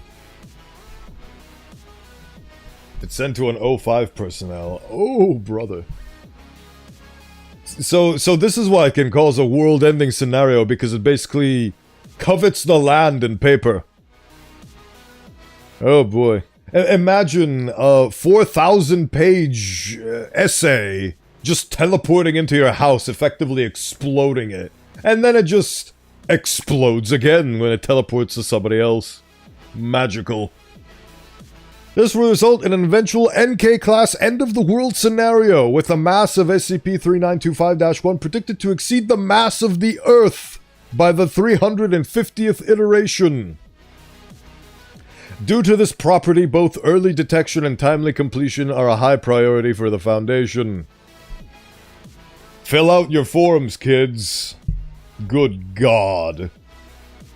The death of effective individuals was initially thought sufficient to end an SCP-3925 event, and the termination was authorized for when completion of 3925-1 was infeasible. I went from thinking, okay, it's not worth killing somebody for this form, to, okay, killing them is actually the only way we can prevent global, Armageddon. This practice was halted after Incident 3925-1, and current procedures implemented. Death of the affected individual by natural causes still appears to end 3925 events. Okay, so the person needs to die by natural means. Is a car accident natural? No. On the 2nd of January, 1986, the bite of 80... No. Foundation sources in the French government were alerted to an ongoing 3925 event after a social welfare investigation of the Lyon residence of one M. LeBlanc was known as a local eccentric and stereotypical hoarder. His residence was found to be filled with inert 3925-1, with an active 3925-1 numbering 22,522 pages. This SCP reminded me of that episode of Futurama where the bureaucratic Jamaican guy went into an adventure, his son, to the world of bureaucracy, which filled with paper and giant paper bugs. Ah, I remember that guy. Did you know that the person who voices that Jamaican guy also voices Samurai Jack? Wild! The amount of range that voice actor has. What was his name? Phil Lamar, I think. Hold on, we need to check this. I think it's Phil Lamar. Phil Lamar. It looks like a Phil Lamar. IMDb. Also, he was the guy that played that kid in the back of the Pulp Fiction car that got his brains blown up. Spoiler, by the way. Yes, he is. He's Samurai Jack, and Hermes Conrad is the character we are talking about. I've seen the clip of that episode. Yes. I love this guy. He's one of my great inspirations. I love Samurai Jack as a tiny child.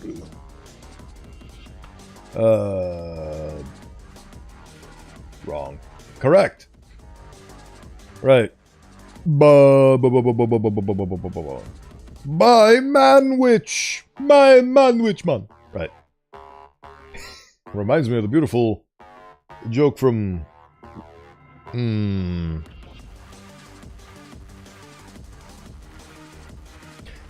Dragon Ball Z Abridged.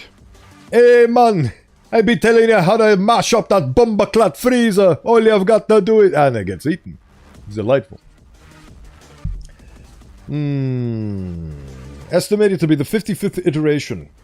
As conventional completion of the SCP-3925 event was unlikely, particularly given the individual's mental state, termination was advised, and the order was authorized by Dr. Becker.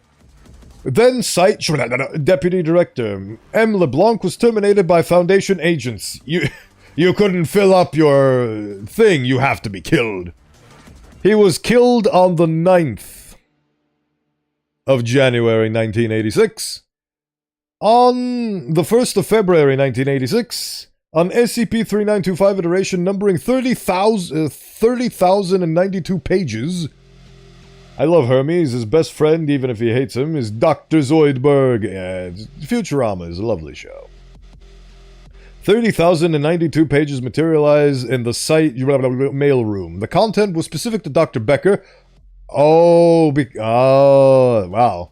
I hate to get in the bad side of a form, but addressed him as the party with administrative responsibility for M. LeBlanc. Oh, God. Then he was informed of this. When he was informed of this development, Dr. Becker attempted to jump from his office window, but was restrained by his colleagues. After psychological intervention, he was reassigned to full-time work on SCP. Oh, so this is why. Oh, okay. So he approved of this procedure, and then instead of getting rid of the SCP-3925 instance, he inherited it. He absolutely inherited it. Oof. No wonder he immediately tried to jump out the window upon realizing this. Oof. After psychological intervention, he was reassigned to full-time work on SCP-3925 and is currently based at Administrative Subdivision 03. He has to complete 30 pages of forms in 30 days. 30,000 pages of forms in 30 days. Or death. Addendum 3925-1, Administrative Subdivision 03.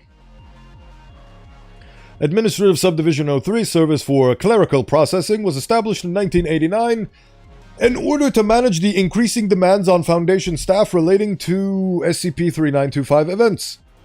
Why, did you say Zoidberg? It's a lovely thing. It's a lovely, lovely thing. In order to manage the increasing demands on Foundation staff related to SCP-3925 events, its primary function is to accommodate individuals affected by 3925 and assist them with completion of SCP-3925-1 with the assistance of Foundation clerical staff. It also holds responsibility for research relating to SCP-3925. There are currently 4 major regional centers, selected to cover populated areas with high rates of SCP-3925 events. Each center has a cover agency, in brackets, arranged in collaboration with government authorities, chosen as an authority that might plausibly require the information requested in SCP-3925-1. North America, New York Headquarters, U.S. Internal Revenue Center. Europe, West, Brussels, European Commission Records Department. Fictional Agency. Europe East, Moscow, Russian Federation Federal Security Service. The RFS. 1,000 pages a day. Oh, I can see why I wanted to jump out the window. Congratulations! For condemning a person to their death, you are condemned for doing their paperwork for the rest of your life. Actually, that's a good point. He just has to fill those out for the rest of his life. As long as he reaches a natural conclusion to his life, the event will be cancelled out. China, Beijing, Ministry of Public Security. The O5 Council has approved the development of India and Middle East North Africa centers, planned for opening by 2025. Hey, look, that's us, current year. Dating this stream. Subdivision 03 currently employs redacted Foundation staff under the supervision of Director Y.L. Liu. As the bulk of its work is conducted in the guise of normal governmental functions without visible anomalous activity, it is employed on I just realized.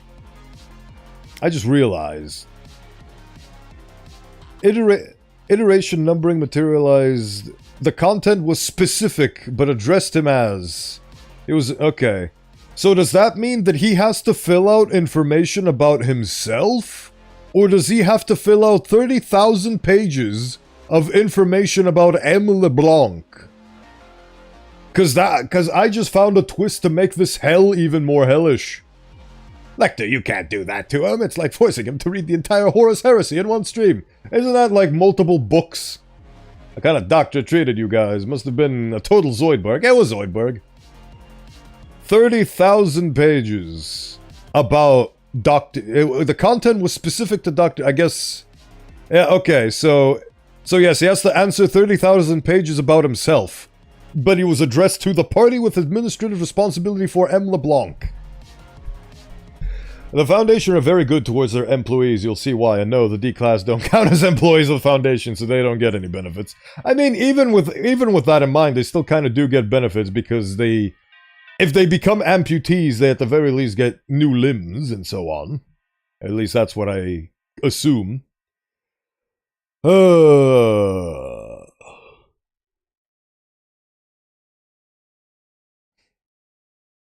Without visible anomalous activity, it has employed non-Foundation civilians since 1993 in many non-essential roles. These personnel are considered Foundation subcontractors with level 0 security clearance.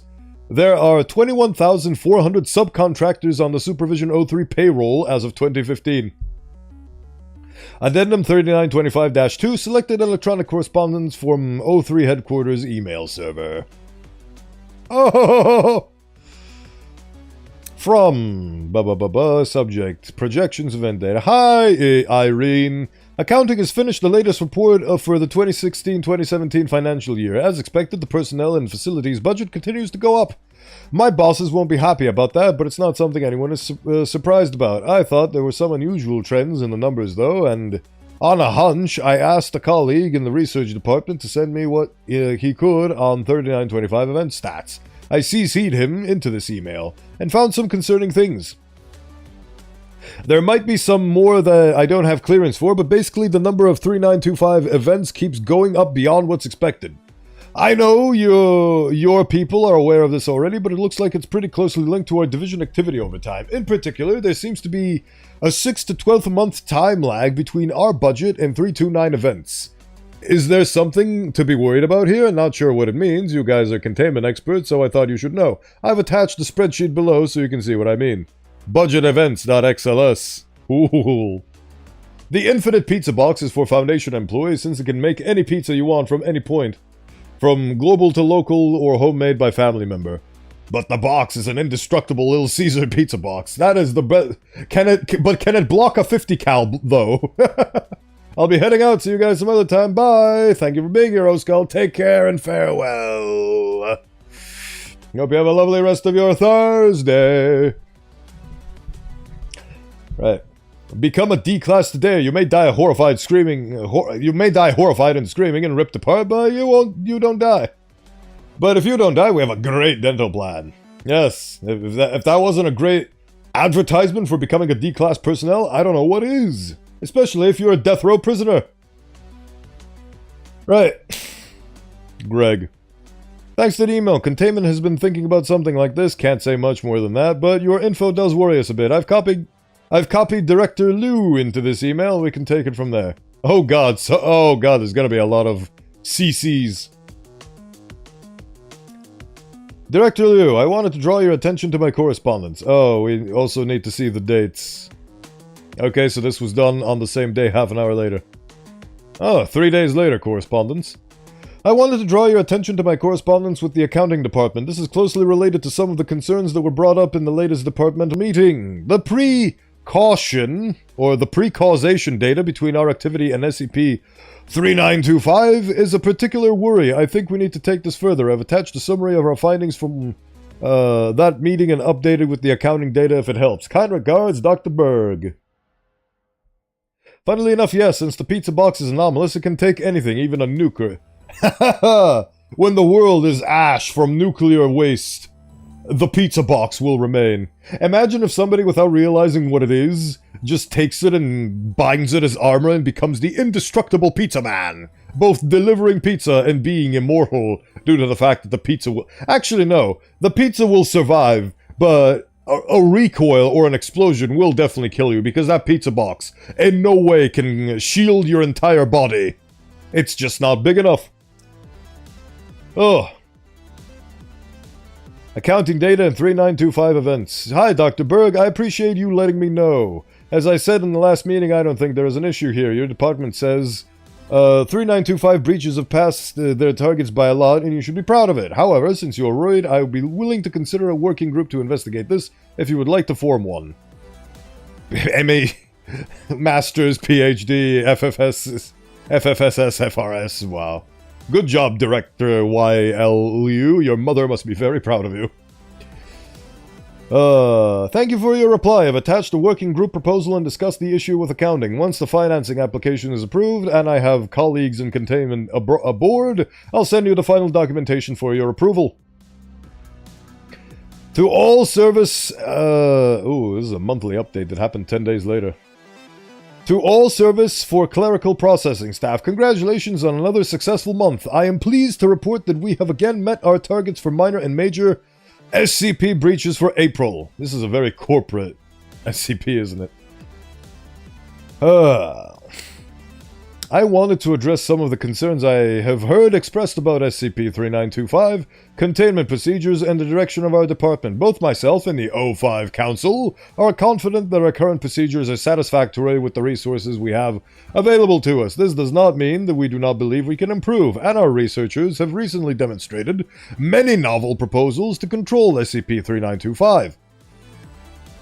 Whilst many of these cannot be discussed due to clearance issues, I am confident that we are in safe hands thanks to your collective efforts.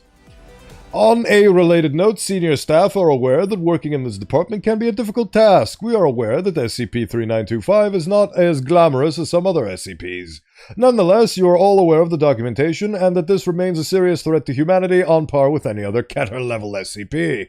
I hope staff will keep in mind that every day you come to work here, you are protecting the human race as much as any of your colleagues elsewhere. I mean, yeah, it's paperwork, but it's paperwork that if you don't do it, it's essentially holding the world hostage, because it will destroy the world in... just by outweighing it, really.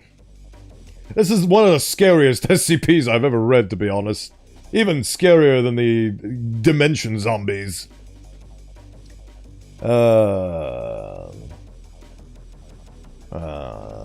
You should be proud of yourself. However, the Foundation values employees' well-being and staff are welcome to take advantage of stress leave if required.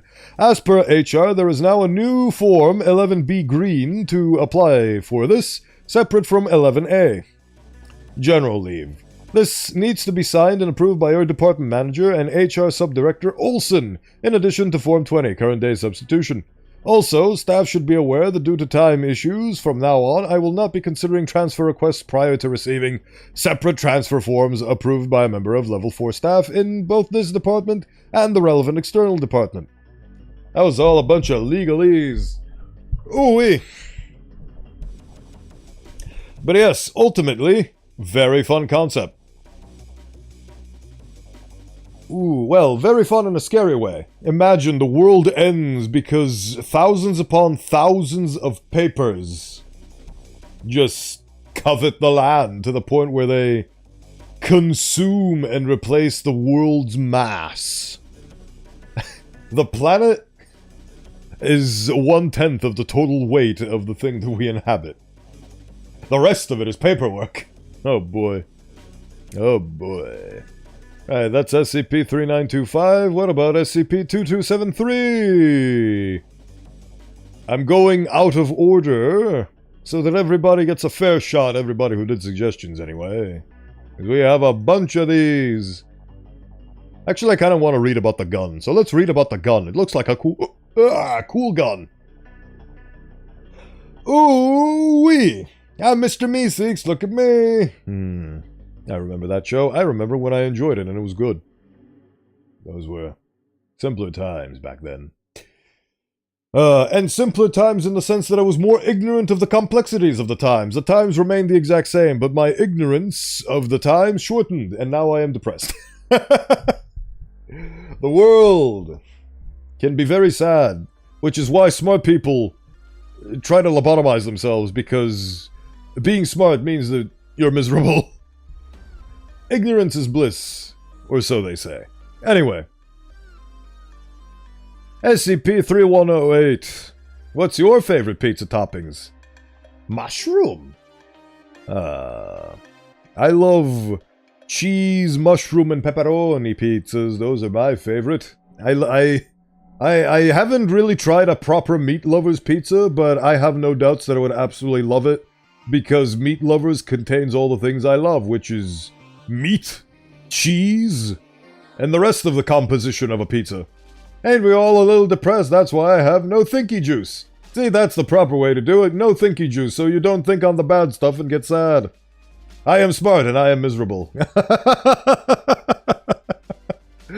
Oh, Lector.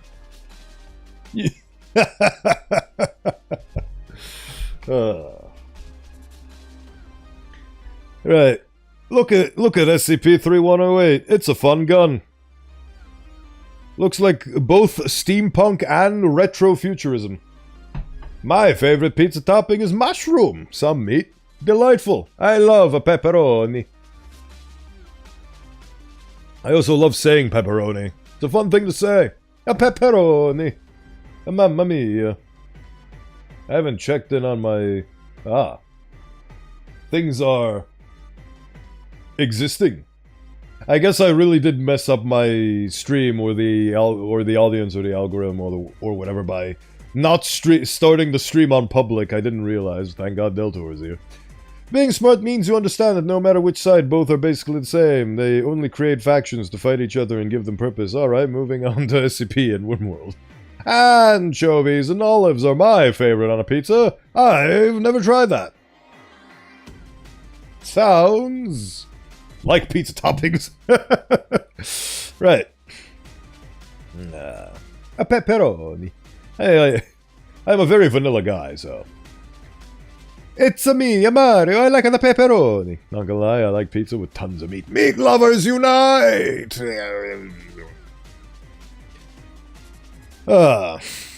Right. Object class, safe. Special containment procedures. SCP-3108 is to be contained in a standard anomalous object containment vault in Site-64. And is not to be removed except for testing purposes. Proposed tests must be approved in advance by both Dr. Johnson and Dr. Dietz. SCP-3108-1 is not to be loaded into SCP-3108 except during testing and is to be stored in a separate containment unit.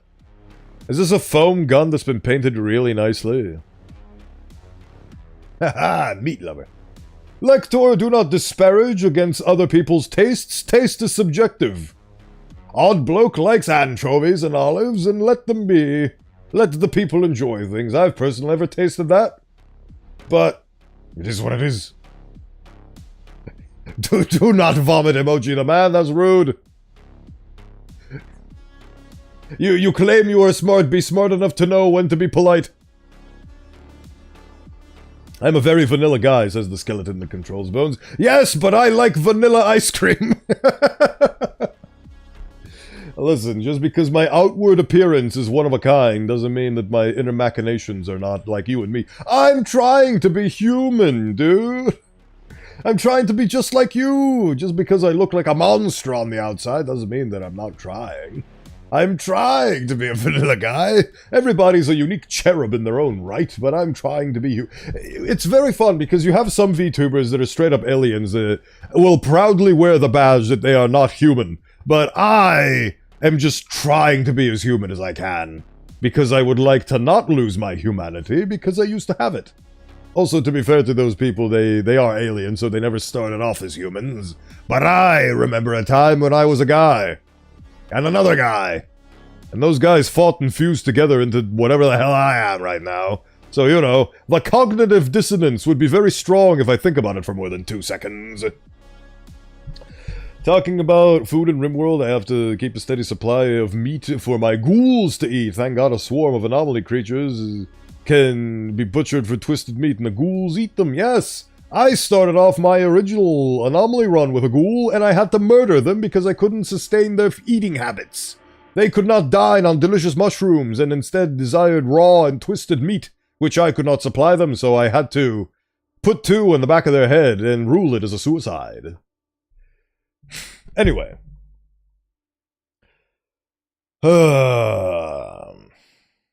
When conducting tests, 3108 is to be handled by Site-64 security staff only.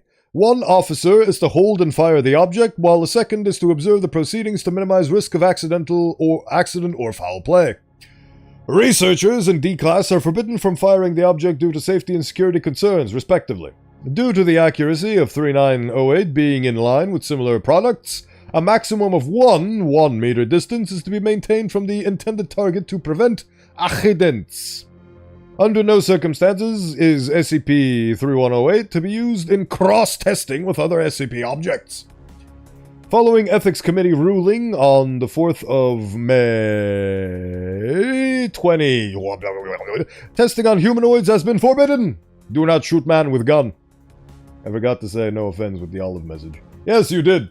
And that made you rude. But I'm glad that you recognize and try to correct your errors. That is commendable for... The true value of a man is the ability to acknowledge, admit, and atone for mistakes.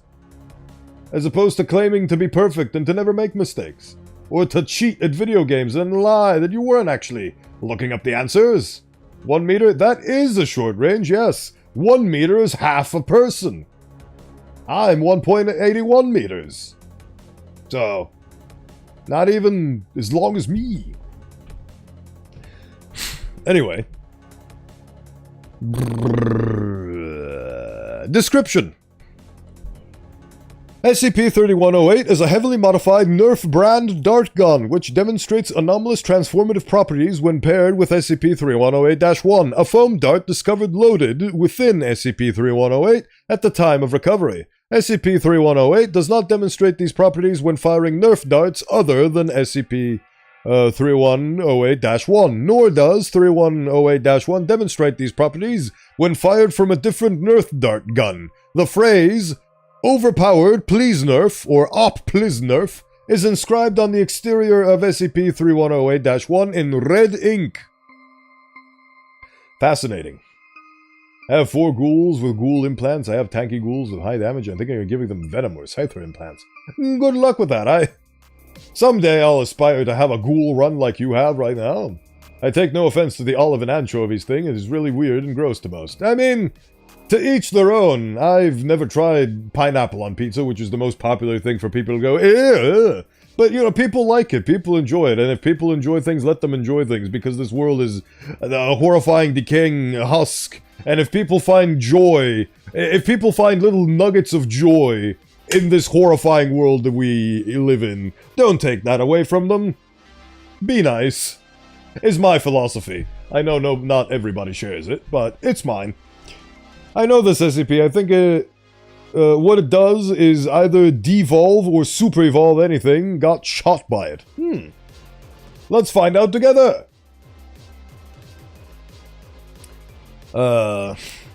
When SCP-3108 fires SCP-3108-1 into a target, said target will instantaneously be altered in such a way that the result is perceived as worse or inferior by the individual wielding the object. What? I tried making my own VTube model for fun once. Gotta say, I'm still amazed by the magic your model can do. Thank you.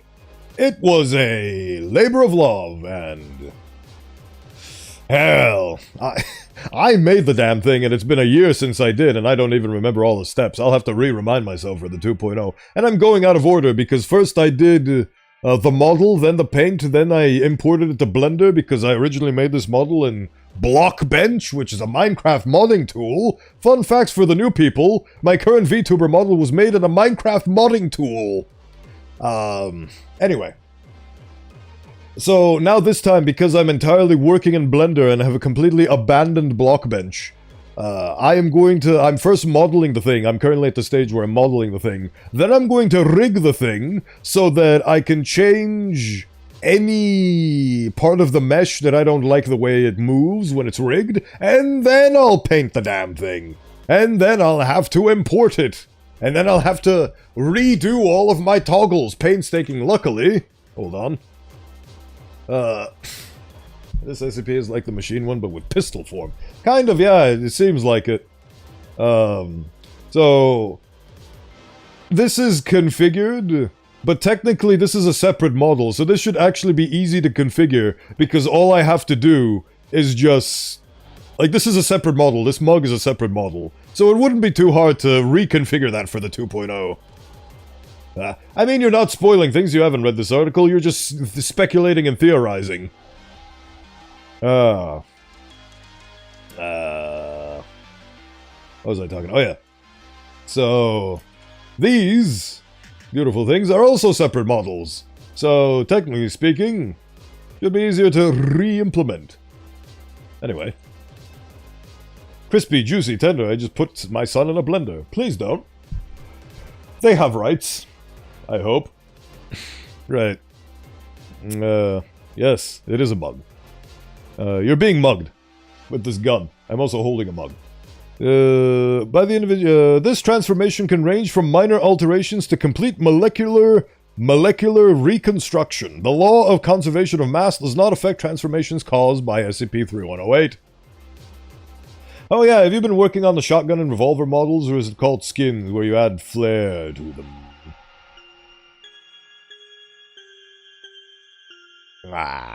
Well, I mean, I do have a revolver model, because technically my gun is a revolver. As for whether or not I'll have a shotgun in the future, that is up in the air. Would be fun. But the thing is that I have air guns in real life because I became an air gun addict overnight. And those are really fun to hold. And the problem with holding shotguns is you can't... This is a problem I've experienced in VR as well. Two-handed weapons don't feel as good in VR because you essentially have to mime holding them because you're not holding a solid object. Same thing with VTubing. So I'll probably just stick to one-handed things because it feels easier to mime. I just mugged by a person holding a gun that shoots mugs. Sounds like another SCP lector. Anyway. Rather stem from alright. And noticeable increases or decreases in mass have occurred often in testing. The resulting objects or organisms do not show any evidence of anomalous traits. Transformations do not represent any objective value scale, but rather stem solely from the opinions of the current holder. Oh. The outer shell of SCP-3108 is composed of steel, with bronze inlays used as decoration. While not impervious to physical damage, disassembly of SCP-3908 has proven impossible due to its anomalous nature. All tools attempting to deconstruct the objects will be transformed into broken or fake equivalents, precluding examinations of the object's interior. Footnote: an attempt to disassemble 3108 using only bare hands resulted in the replacement of Security Officer Silva's hands with a pair of empty rubber oh god. Empty rubber... Well, there goes Security Officer Silva's hands, I suppose. This seeming behavior of self-preservation is the only time SCP-3108 has altered objects beyond those hit by SCP-3108-1. So this gun has a brain. One-handed, you say? What about a sawed-off shotgun? Or one with one-handed shot? The sawed-off shotgun is a good idea. Also a lever action. You know that's actually a really good idea. You know the shotgun that the Terminator uses while riding a bike in Terminator 2, I think? A motorcycle. That one would be cool, like, those lever action shotguns that he spins the entire gun to reload it. Those would be really cool. But then again, those don't really hold much of a purpose outside of me having something in my hands. They're not really a redeem, because in order to play games I need my hands on the keyboard and mouse. So, gun redeems. Like I said, I originally did the gun not so much for a redeem, but more so for a meme. And then I did the meme. And then it was done. Not a great use of my time. Yeah, the lever action shotgun, that's a great one. Recovery. SCP-3108's anomalous properties were discovered during a birthday party for 10-year-old Jacob Pierce in Oregon. It is presumed SCP-3108 was fired at a concrete wall, resulting in the concrete being replaced by loosely stacked stones. The wall promptly collapsed. Oh, I get it. Whatever it shoots at, it basically nerfs it. Oh...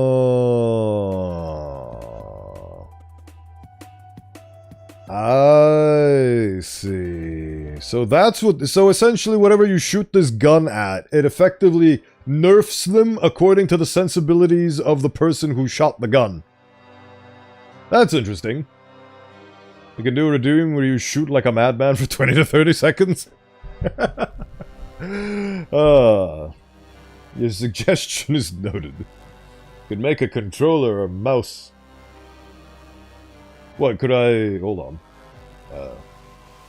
I guess for this part of the stream I should just have my hands on, because I keep turning it off to avoid having the poor little thing overheat. Like, having an actual controller in my hands?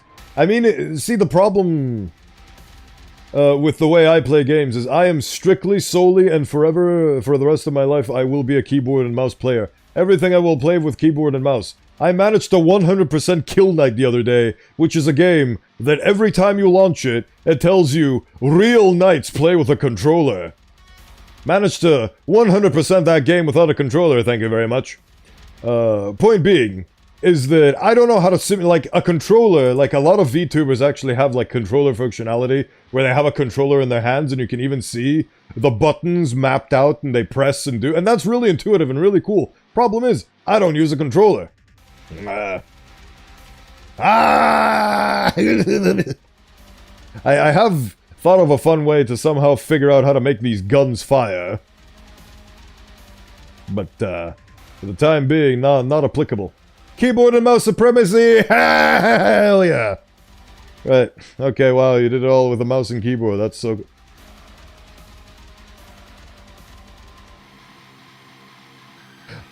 Oh, wait, you're talking about me beating Kill Knight.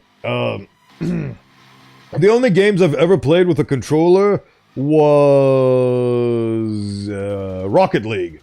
That's the only game I've ever actually played with a controller, and it felt like I was gripping an alien schlong. It felt so unknown and unnatural to me. My hands are shaped for a keyboard and mouse, I'm afraid. It's a quirky personality trait that I'll just have to live with for the rest of my life.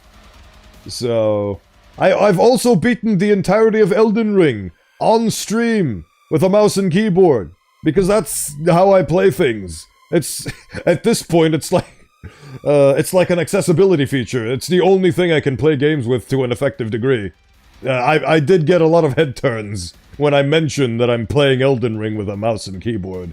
But hey, that's how I play games. And basically, the fact that I did Kill Knight.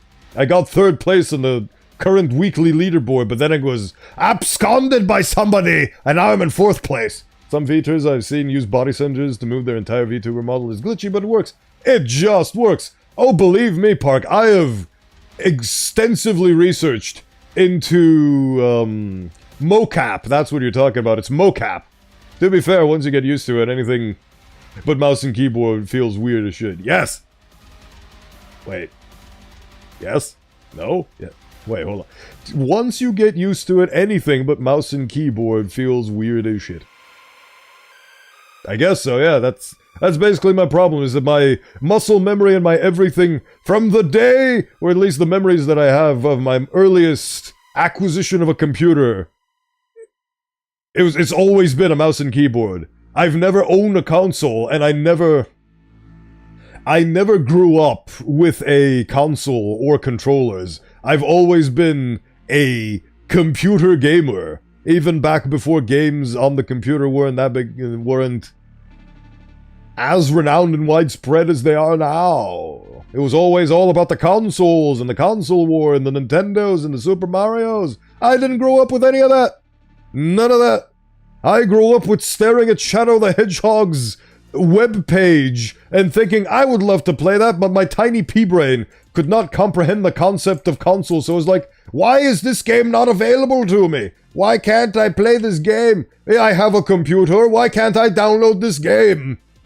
Because I couldn't realize it was a PlayStation exclusive or something.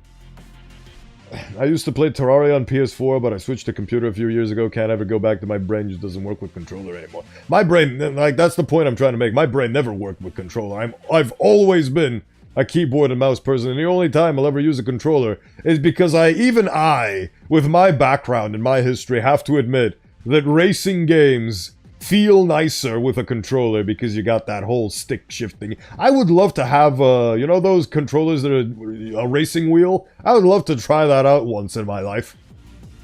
I don't like controller, both Xbox and PlayStation, even though I did grow up playing consoles. Sadly, the games were limited, and my dad accidentally broke my PS2 by putting a PS3 game disc. You can brick an entire console by putting a next generation disc in it? Wow. That's rough, buddy. So most of my childhood is arcade games, Flash games, and Newgrounds watching Madness Combat. Hey! Same. Stickpage.net. Newgrounds.com. That was my childhood as well. Flash games. Flash games, Newgrounds, Madness Combat. Mwah. From a media consumption perspective, I would never trade my childhood in for anything. So if you shot at a keyboard and mouse, would you then turn into a controller? Yeah. And I gave PS2 a taste of the greater things when it died. Witness perfection. Witness God. Anyway. The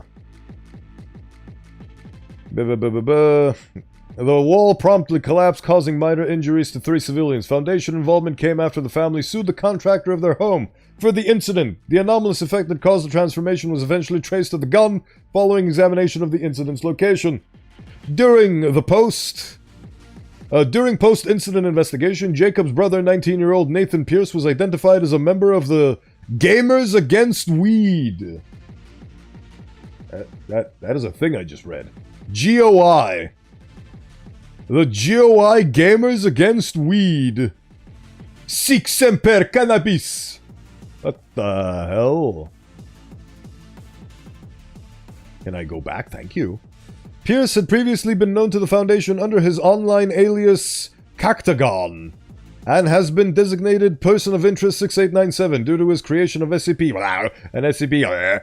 A subsequent attempt to detain the target failed, as POI 6897 had fled the area 2 days prior to identification as Nathan Pierce. He compromised his entire actual identity. Good job, King. Funnily enough, my first OC was a Madness Combat character wearing a military grunt uniform, and his main weapon was always an LMG. Man of culture. I remember I didn't really have Madness Combat OCs. I mostly just spent my early schooling days doodling other people's Madness Combat characters and just trying to draw Madness Combat characters and like intricate scenes. I just realized now that even back then, my greatest passion, which to this day is still a factor in a case, is that I like large scenes with a lot of details and multiple environmental positioning and so on. Because in addition to being a modeler, I'm also an environmental artist, or at least I used to be. I haven't practiced the art in quite some time. I really should get back onto it. It's a old love that I really need to get reacquainted with. I forgot that faction existed. There are some funny SCPs that are mixed, since they do both good and evil ones out of randomness. Yes! The iconic Gamers Against Weed, one of the most prominent SCP factions out there. Oh boy. One dartboard made of sisal fibers. Dartboard composition was changed to cork. In addition, various small holes and what appears to be a beer stain appeared on the board. An 8x8 sheet of printer paper. Paper changed composition to a single-ply toilet paper. One spare coffee mug from Site 19 cafeteria. Coffee mug was replaced by a teacup composed of ceramic identical to the mugs. One United States dollar. One United States quarter. Subsequent tests on dollar bills resulted in various outcomes, including dimes, nickels, pennies, foreign currencies, and fake bills from the board game Monopoly. Oh, this dollar bill is overpowered. Please turn it into Monopoly money, thank you. There doesn't seem to be an exact formula for these changes, Dr. Dietz. 1 can of Coca-Cola. Result, 1 can of Pepsi-Cola. Mike, the security officer observing the test, expressed dismay at seeing this result. We had to fire the dart at the Pepsi can and it changed back into Coke. Dr. Dietz. Oh, that's a very fun way to sneak that in there. 1 standard D-class uniform. Composition of the uniform was changed entirely to cotton, and the tag reading Made in China was added at the neck. Well, that was hilarious. I think this test is onto something. Does the gun have a sense of humor? Dr. Johnson. One VHS tape containing a 1971 film Willy Wonka and the Chocolate Factory. One DVD of the film's 2005 remake, Charlie and the Chocolate Factory. Oh, I love this gun. It's hilarious. One male Rattus norvegicus specimen. One male specimen of Iridomer purpureus. Interesting logic on this one. What is the causal link between rats and ants? I only know serious one like Gawk, Foundation, Anderson, Wondertainment, Serpent Hands, Chaos Insurgency, Sarkis, Church of Broken God, and small FBI section that tackles anomaly. Oh, that's adorable. The FBI is in on this. Of course they would be. One female golden retriever. One female American short hair with yellow hair. Specimen was unusually large. 15.4 kilograms. Standard weight ranges for 5 to... Oh god. Zia. Hello!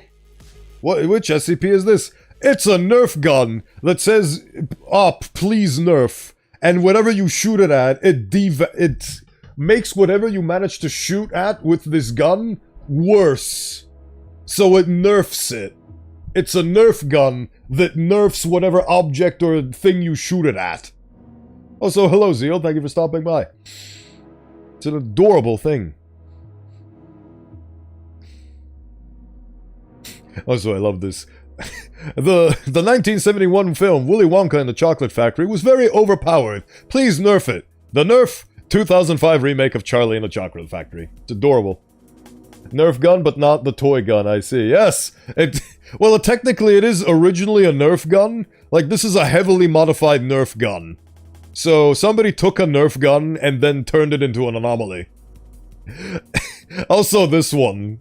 Where was it? Golden... No, not the... one can of Coca-Cola turns into a can of Pepsi. Mike expressed dismay at observing this. It's adorable. Right. And continued to display behavior consistent with a golden retriever rather than a feline. Oh. So... You shot a female golden retriever... and it transformed it into a super fat 15-kilogram cat. Like a large cat that was 15 kilograms in size. And it displayed behavior consistent with a golden retriever rather than a cat. That's messed up. Target, D481, 28-year-old Caucasian male. Result, D4281 transformed into a living specimen of Homo neanderthalensis. They actually devolved a D-class personnel with this gun. A human being, Caucasian males, overpowered, please nerf. Congratulations, you've been hit with the Neanderthal beam. Yeah, it reversed his evolution. Funnily enough, the FBI tackles anomalies are so weak they don't know who the most big factions are and instead give them nicknames like the Man in Black, Foundation, Blue Boys. Oh, that's adorable. Yeah, it basically reverted him to a caveman. Preface, to test the limits of the danger SCP-3108 could pose to a human being, Security Officer Gardiner was instructed to reload and fire the gun repeatedly until ordered to cease. The target was D3578, 24-year-old Hispanic male. Result. Initially displaying similar results to D4281, D3578 proceeded to transform into a variety of different species, included what appeared to be an Australopithecus, an unidentified member of the gibbon family, and a specimen of the Bradypus pygmaeus, more commonly known as the pygmy three-toed sloth. Oh god. Does that mean that you can actually track the evolution of something with this Nerf gun? Actually, now I had to Google Hispanic. Oh, Spanish daddy. You've never heard of the term Hispanic? I mean, fair enough. But yes, that is what that means. It's of Hispanic origin, which is in Spain. His panic is full. Do Mexicans count as Hispanic? I mean, logically, they emerged from Spain, if my history is correct. Well, basically it transformed them into a Neanderthal, and then into a monkey, and now into a sloth. Pygmy three-toed sloth. On 9 occasions, the transformation did not result in a change of species, but instead resulted in visible evidence of maiming, disease, or disability. Oh! Oh, so it nerfed him in a different way by giving him mental damage. Following 46 successive uses, testing was ceased as D3578 has been reduced to a specimen of Lumbricus terrestris, too small to be accurately hit. Oh god. Hold on, we need to check what Lumbricus terrestris is. Hold on.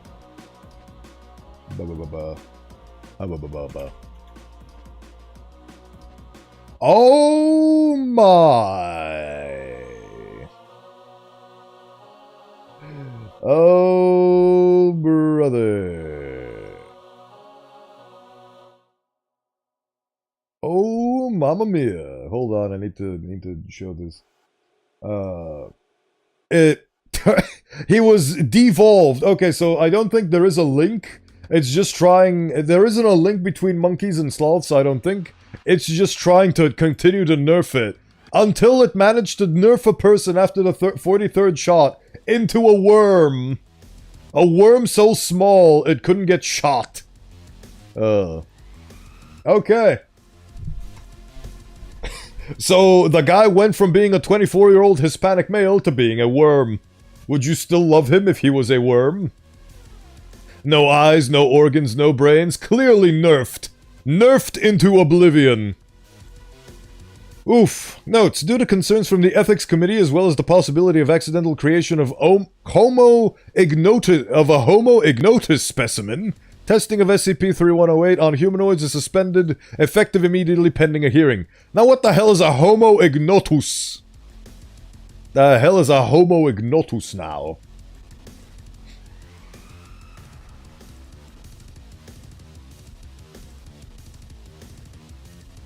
Okay, so apparently it's an SCP thing. I personally think that Homo ignotus are greys. Ooh. Correlates with its name, several skips. That escalated quickly. What the hell is a Homo ignotus? Theory that SCP-1000 is the one in 655 is abnormal and high, not accepted by mainstream science. The population is a few hundred. Ah. Oh, so it's an anomalous gene within the human evolutionary pool.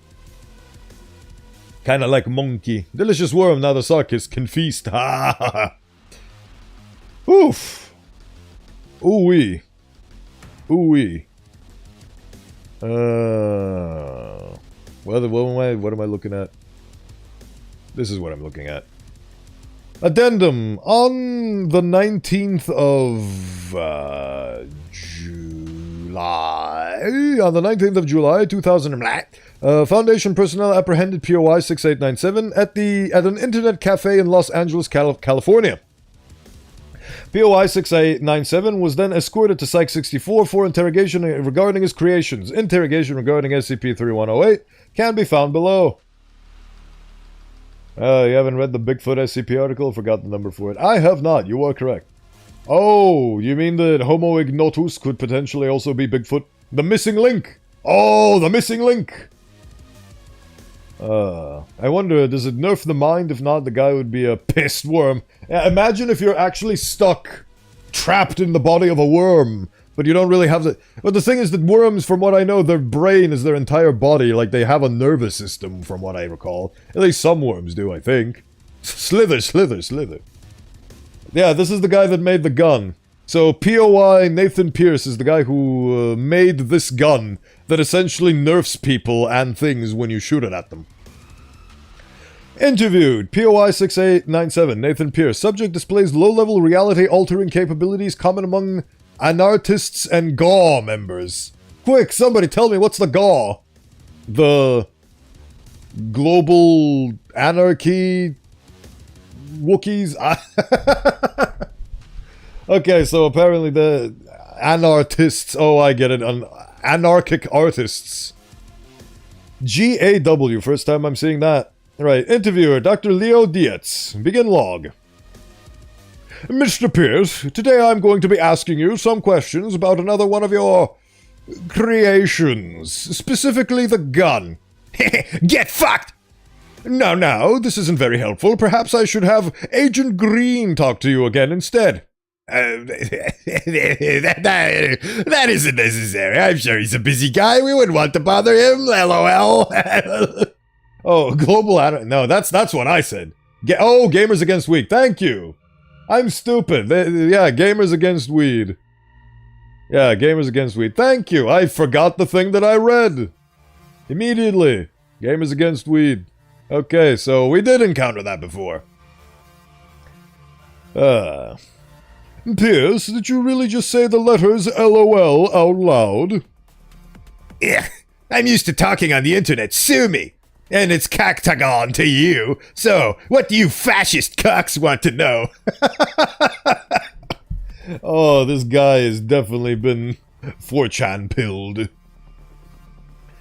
I'm not going to call you by your juvenile scream name. I don't even know what the— oh, Kektagon. Okay, so he definitely— I thought it was Cactagon. It's Kektagon. That is an octagon of keks. Absolutely a 4chan child. He is 19 years old, though. He's 19 years old, so keep that in mind. So this is basically a script kiddie, but he's altering reality and making anomalous entities. He's cooked in a weird way. He's just a little guy. He's just a little guy. I am not going to call you by your juvenile scream name. More importantly, why did you create the gun? Oh, the nerfing gun. Classic. Yeah, I thought it would be funny. That's all. Look, what do you want me to say?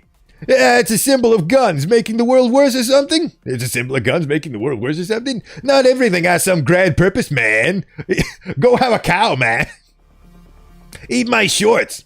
It's just something I thought of while smoking. I mean, come on, a Nerf gun that makes things shitty? It's hilarious. I don't even think of the obvious pun until later. Eventually, I got bored of it and gave it to my bro as a birthday gift. Probably should have warned him to be more careful, but live and learn, am I right? The guy lost his entire family and real identity because he couldn't keep the Nerf gun in his pants. I mean, he is 19, so to be fair. We read that a few streams ago. Yes. Another faction I remember is something we are cool yet are we cool yet faction, basically artists who make anomalies in the name of art and they tend to clash with Gamers Against Weed and SCP Foundation. We read something similar. It was about— I don't remember which number it was. I'll have to check the VODs. But yes, it was basically about a conglomerate of people making SCP theatrical plays. Eat my shorts. I haven't heard that line in a while when I was in middle school. Eat my shorts. Don't eat his shorts. Probably when Bart was cool at that time. Listen, Bart will never age, and as such, he will never die. Which makes him infinitely cool. He's had more adventures in his run of The Simpsons than most people do in their entire lifetimes. Which— I used to compare myself to Bart Simpson. Oh, well, not really. I used to compare myself to cartoon characters that did a lot in their childhoods. Oh, this anime protagonist managed to save the world at the ripe old age of 16? What did I do when I was 16? Playing Dota. That's it. I woke up, played Dota, went to bed. That was my life at the age of 16. While Aang the Avatar managed to save the world from global annihilation at the ripe old age of 12. Not good to compare yourself to fictional characters or anybody else. Comparison is the thief of joy, everybody. Bart is infinitely cool. Absolutely. Right. Probably should have warned him. You honestly expect me to believe that, despite your group's supposed pacifism, the anomalies you all have produced can be lethal. SCP-2433. Cool. This little joke of yours has changed steel into balsa wood and people into invertebrates. You clearly intended this as a weapon. Yeah, the Foundation used it on people. You used it on people? Our testing history is not relevant to— It was supposed to be a joke, man. It was funny. I changed Mass Effect 2 into Mass Effect 3. See, that's hilarious. Mass Effect 2 into Mass Effect 3. My neighbor's SUV into a smart car. I didn't use it on people. You bastards. Why the hell would you do that? I'm not a murderer, damn it. Why would you turn a joke into a torture device? Just get the hell out of my cell. I'm done talking. Honestly, very fair and valid. But, what this 19-year-old child is failing to understand is that with great power comes great responsibility. You cannot make a gun that devolves people or things and expect circumstances to not happen. Those circumstances being transforming a man into a worm with 43 consecutive shots. Good God, man. Good God, man. He has a point that the SCP Foundation really takes the experimentation too far and the ethics committee is not on the ball. You bastards, why'd you do that? It can't be so true. Ooh. Is it weird I don't see Lexter here, or is it from YouTube? It's from YouTube. It is a simulcasting little thing. But yes, you can see both chats above my head. You can determine which one's which. But according to TOS, I can't show icons, even though other VTubers do simulcasting and do show icons, but haven't gotten in trouble for it, but better safe than sorry. Yes, actually, the colored names, you can tell, are Twitch, and the non-colored names that are closer to my head are YouTube people. And I have two lovely people that have become regulars over on the YouTube side, namely Lector and Park. So, yes. You will see me interacting with them from time to time.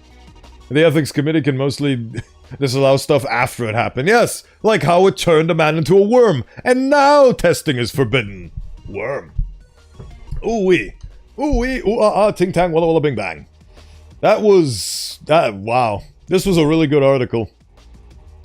It really does show that they didn't have to, but for science. Spin! Beautiful spins.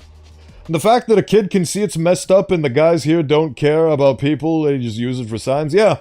That's the problem with being an adult. You lose sight of your morality and objectivity, and instead you just, so what? This guy's a prisoner. We can shoot him with a Nerf gun that effectively kills him and turns him into a worm. We need to find out what this anomaly gun does. No wonder well, again, ultimately the responsibility falls onto the creator. Just because you intended it to be a joke doesn't mean that if you're being irresponsible with where it's being kept, he gave it to a child, for fuck's sake. Like, this guy cannot preach morals for making a gun that can devolve people and then giving it to a child as a birthday present. Of course, one must toe the line with the fact that, at the very least, it is under Foundation custody and they will only use it on death row inmates or D-class personnel, so ultimately silver lining, but at the end of the day, like, he should be upset at himself for first making the gun and then losing the gun. Freaking yeah, D-class personnel are death row inmates, prisoners, murderers, psychopaths, and so on and so forth. The faction are we cool yet are more evil, while the gamers against weed are all about fun, and their creations tend to be lethal at the wrong hands. Yes, so I'm glad that... See, the thing is that if Gawk got the Nerf gun, if Gawk received this pistol instead of the Foundation, would the Gawk destroy it because it's an anomalous thing? Or would they use it as a weapon against their enemies? Because this would probably be a valuable tool. I don't see the use case for it, but it would probably be a valuable tool. Not all D-class, it can just be innocent people. Hell, some D-class are reporters or people that could have been innocent. Yeah, that is true. D-class also encompasses innocent people who are just in the wrong place at the wrong time, if I recall correctly. So, reporters, people trying to get to the truth, people who need to be disappeared. The Gawk would absolutely use it. Oh, God. Oh. Horrifying. Horrifying. Right, well, that was the last article for the day. It's 4 hours to the mark. And that was a very fun because it does raise a lot of moral conundrums. But ultimately, Yeah. Don't make Nerf guns that devolve people if you're not going to keep them safe and secure and away from... Like, the thing about this Nerf gun is it could have been perfectly fine and perfectly safe if he just didn't lose it. But he lost it. He lost it. And then he has the gall to be mad at the scientists. Like, the scientists are technically acting within their moral code. They are securing it, they are protecting it, and they are experimenting on humans with it. That's within their moral purview. This kid is super responsible. So, like, sure, it's fucked up to devolve a Hispanic male into a worm. The science, innit? Science. Imagine shooting somebody with a Nerf gun and they just get smaller, only nerf their height. That is technically within the boundaries of this guns, because when he shot it 43 times, it gave him lacerations, concussions, mental afflictions. So, nerfing has a lot of varying and different definitions that are probably up to the shooter, as we have discovered with this gun. But man, fun article. Alright, that's us done for today. I'm already tiny. Don't worry, you can always be tinier. We can always go down. It's hard to get up, but it's easy to go down. Would it work on bigger objects like plans or cars? Yes, the guy said that he turned his neighbor's SUV into a smart car. So yes, it would work on bigger objects, like cars.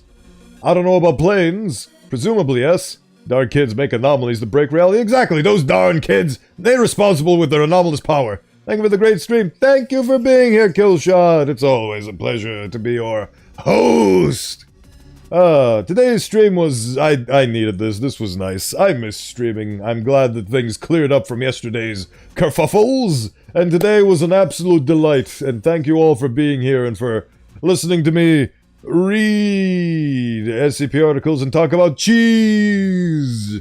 Glorious, delicious, delightful cheese. Dude, did you just make me an inch shorter? Sorry, I was trying to kill you. I was trying to devolve you into a Neanderthal. Sorry, I made you an inch shorter. Wife says hello. Hello, wife of Killshot. Thank you for the support. Hello. Hope you two enjoy the rest of your day. Enjoyed stream today. Remember to eat cheese. Cheese will be devoured today in your name, Park. Alright. The shoutouts are there. Deltor is here. Right, let us figure out what the hell we are doing with regards to the raids. See, the fun part is that when I shake my hands violently, you could argue that that's just the tracking glitching, but no, this is me actually shaking my hands that quickly. And I know it, but it might look like a bug to you guys. I just really like shaking my hands a lot, okay? This is really good. I love this tracking. It's really great. Best present I ever got from a fellow VTuber. Telepathic most delightful individual. Ah! Ooh! I have discovered somebody.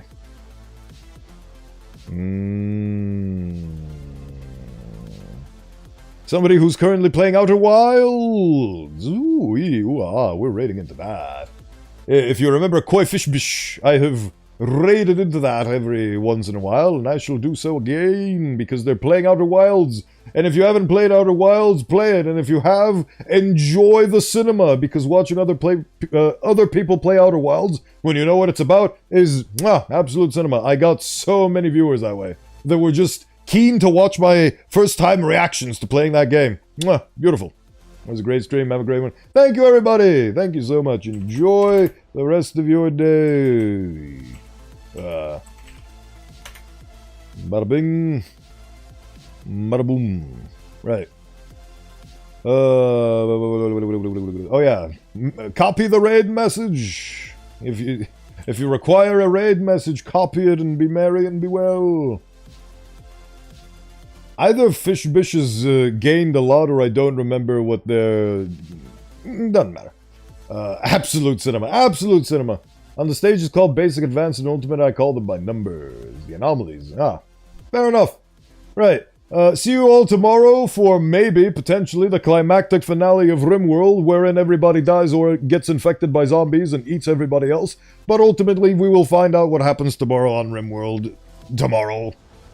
On twitch.tv/Bowenthius or other means. Until then, again, have a wonderful day. Thank you for being here. Thank you for your support, and farewell.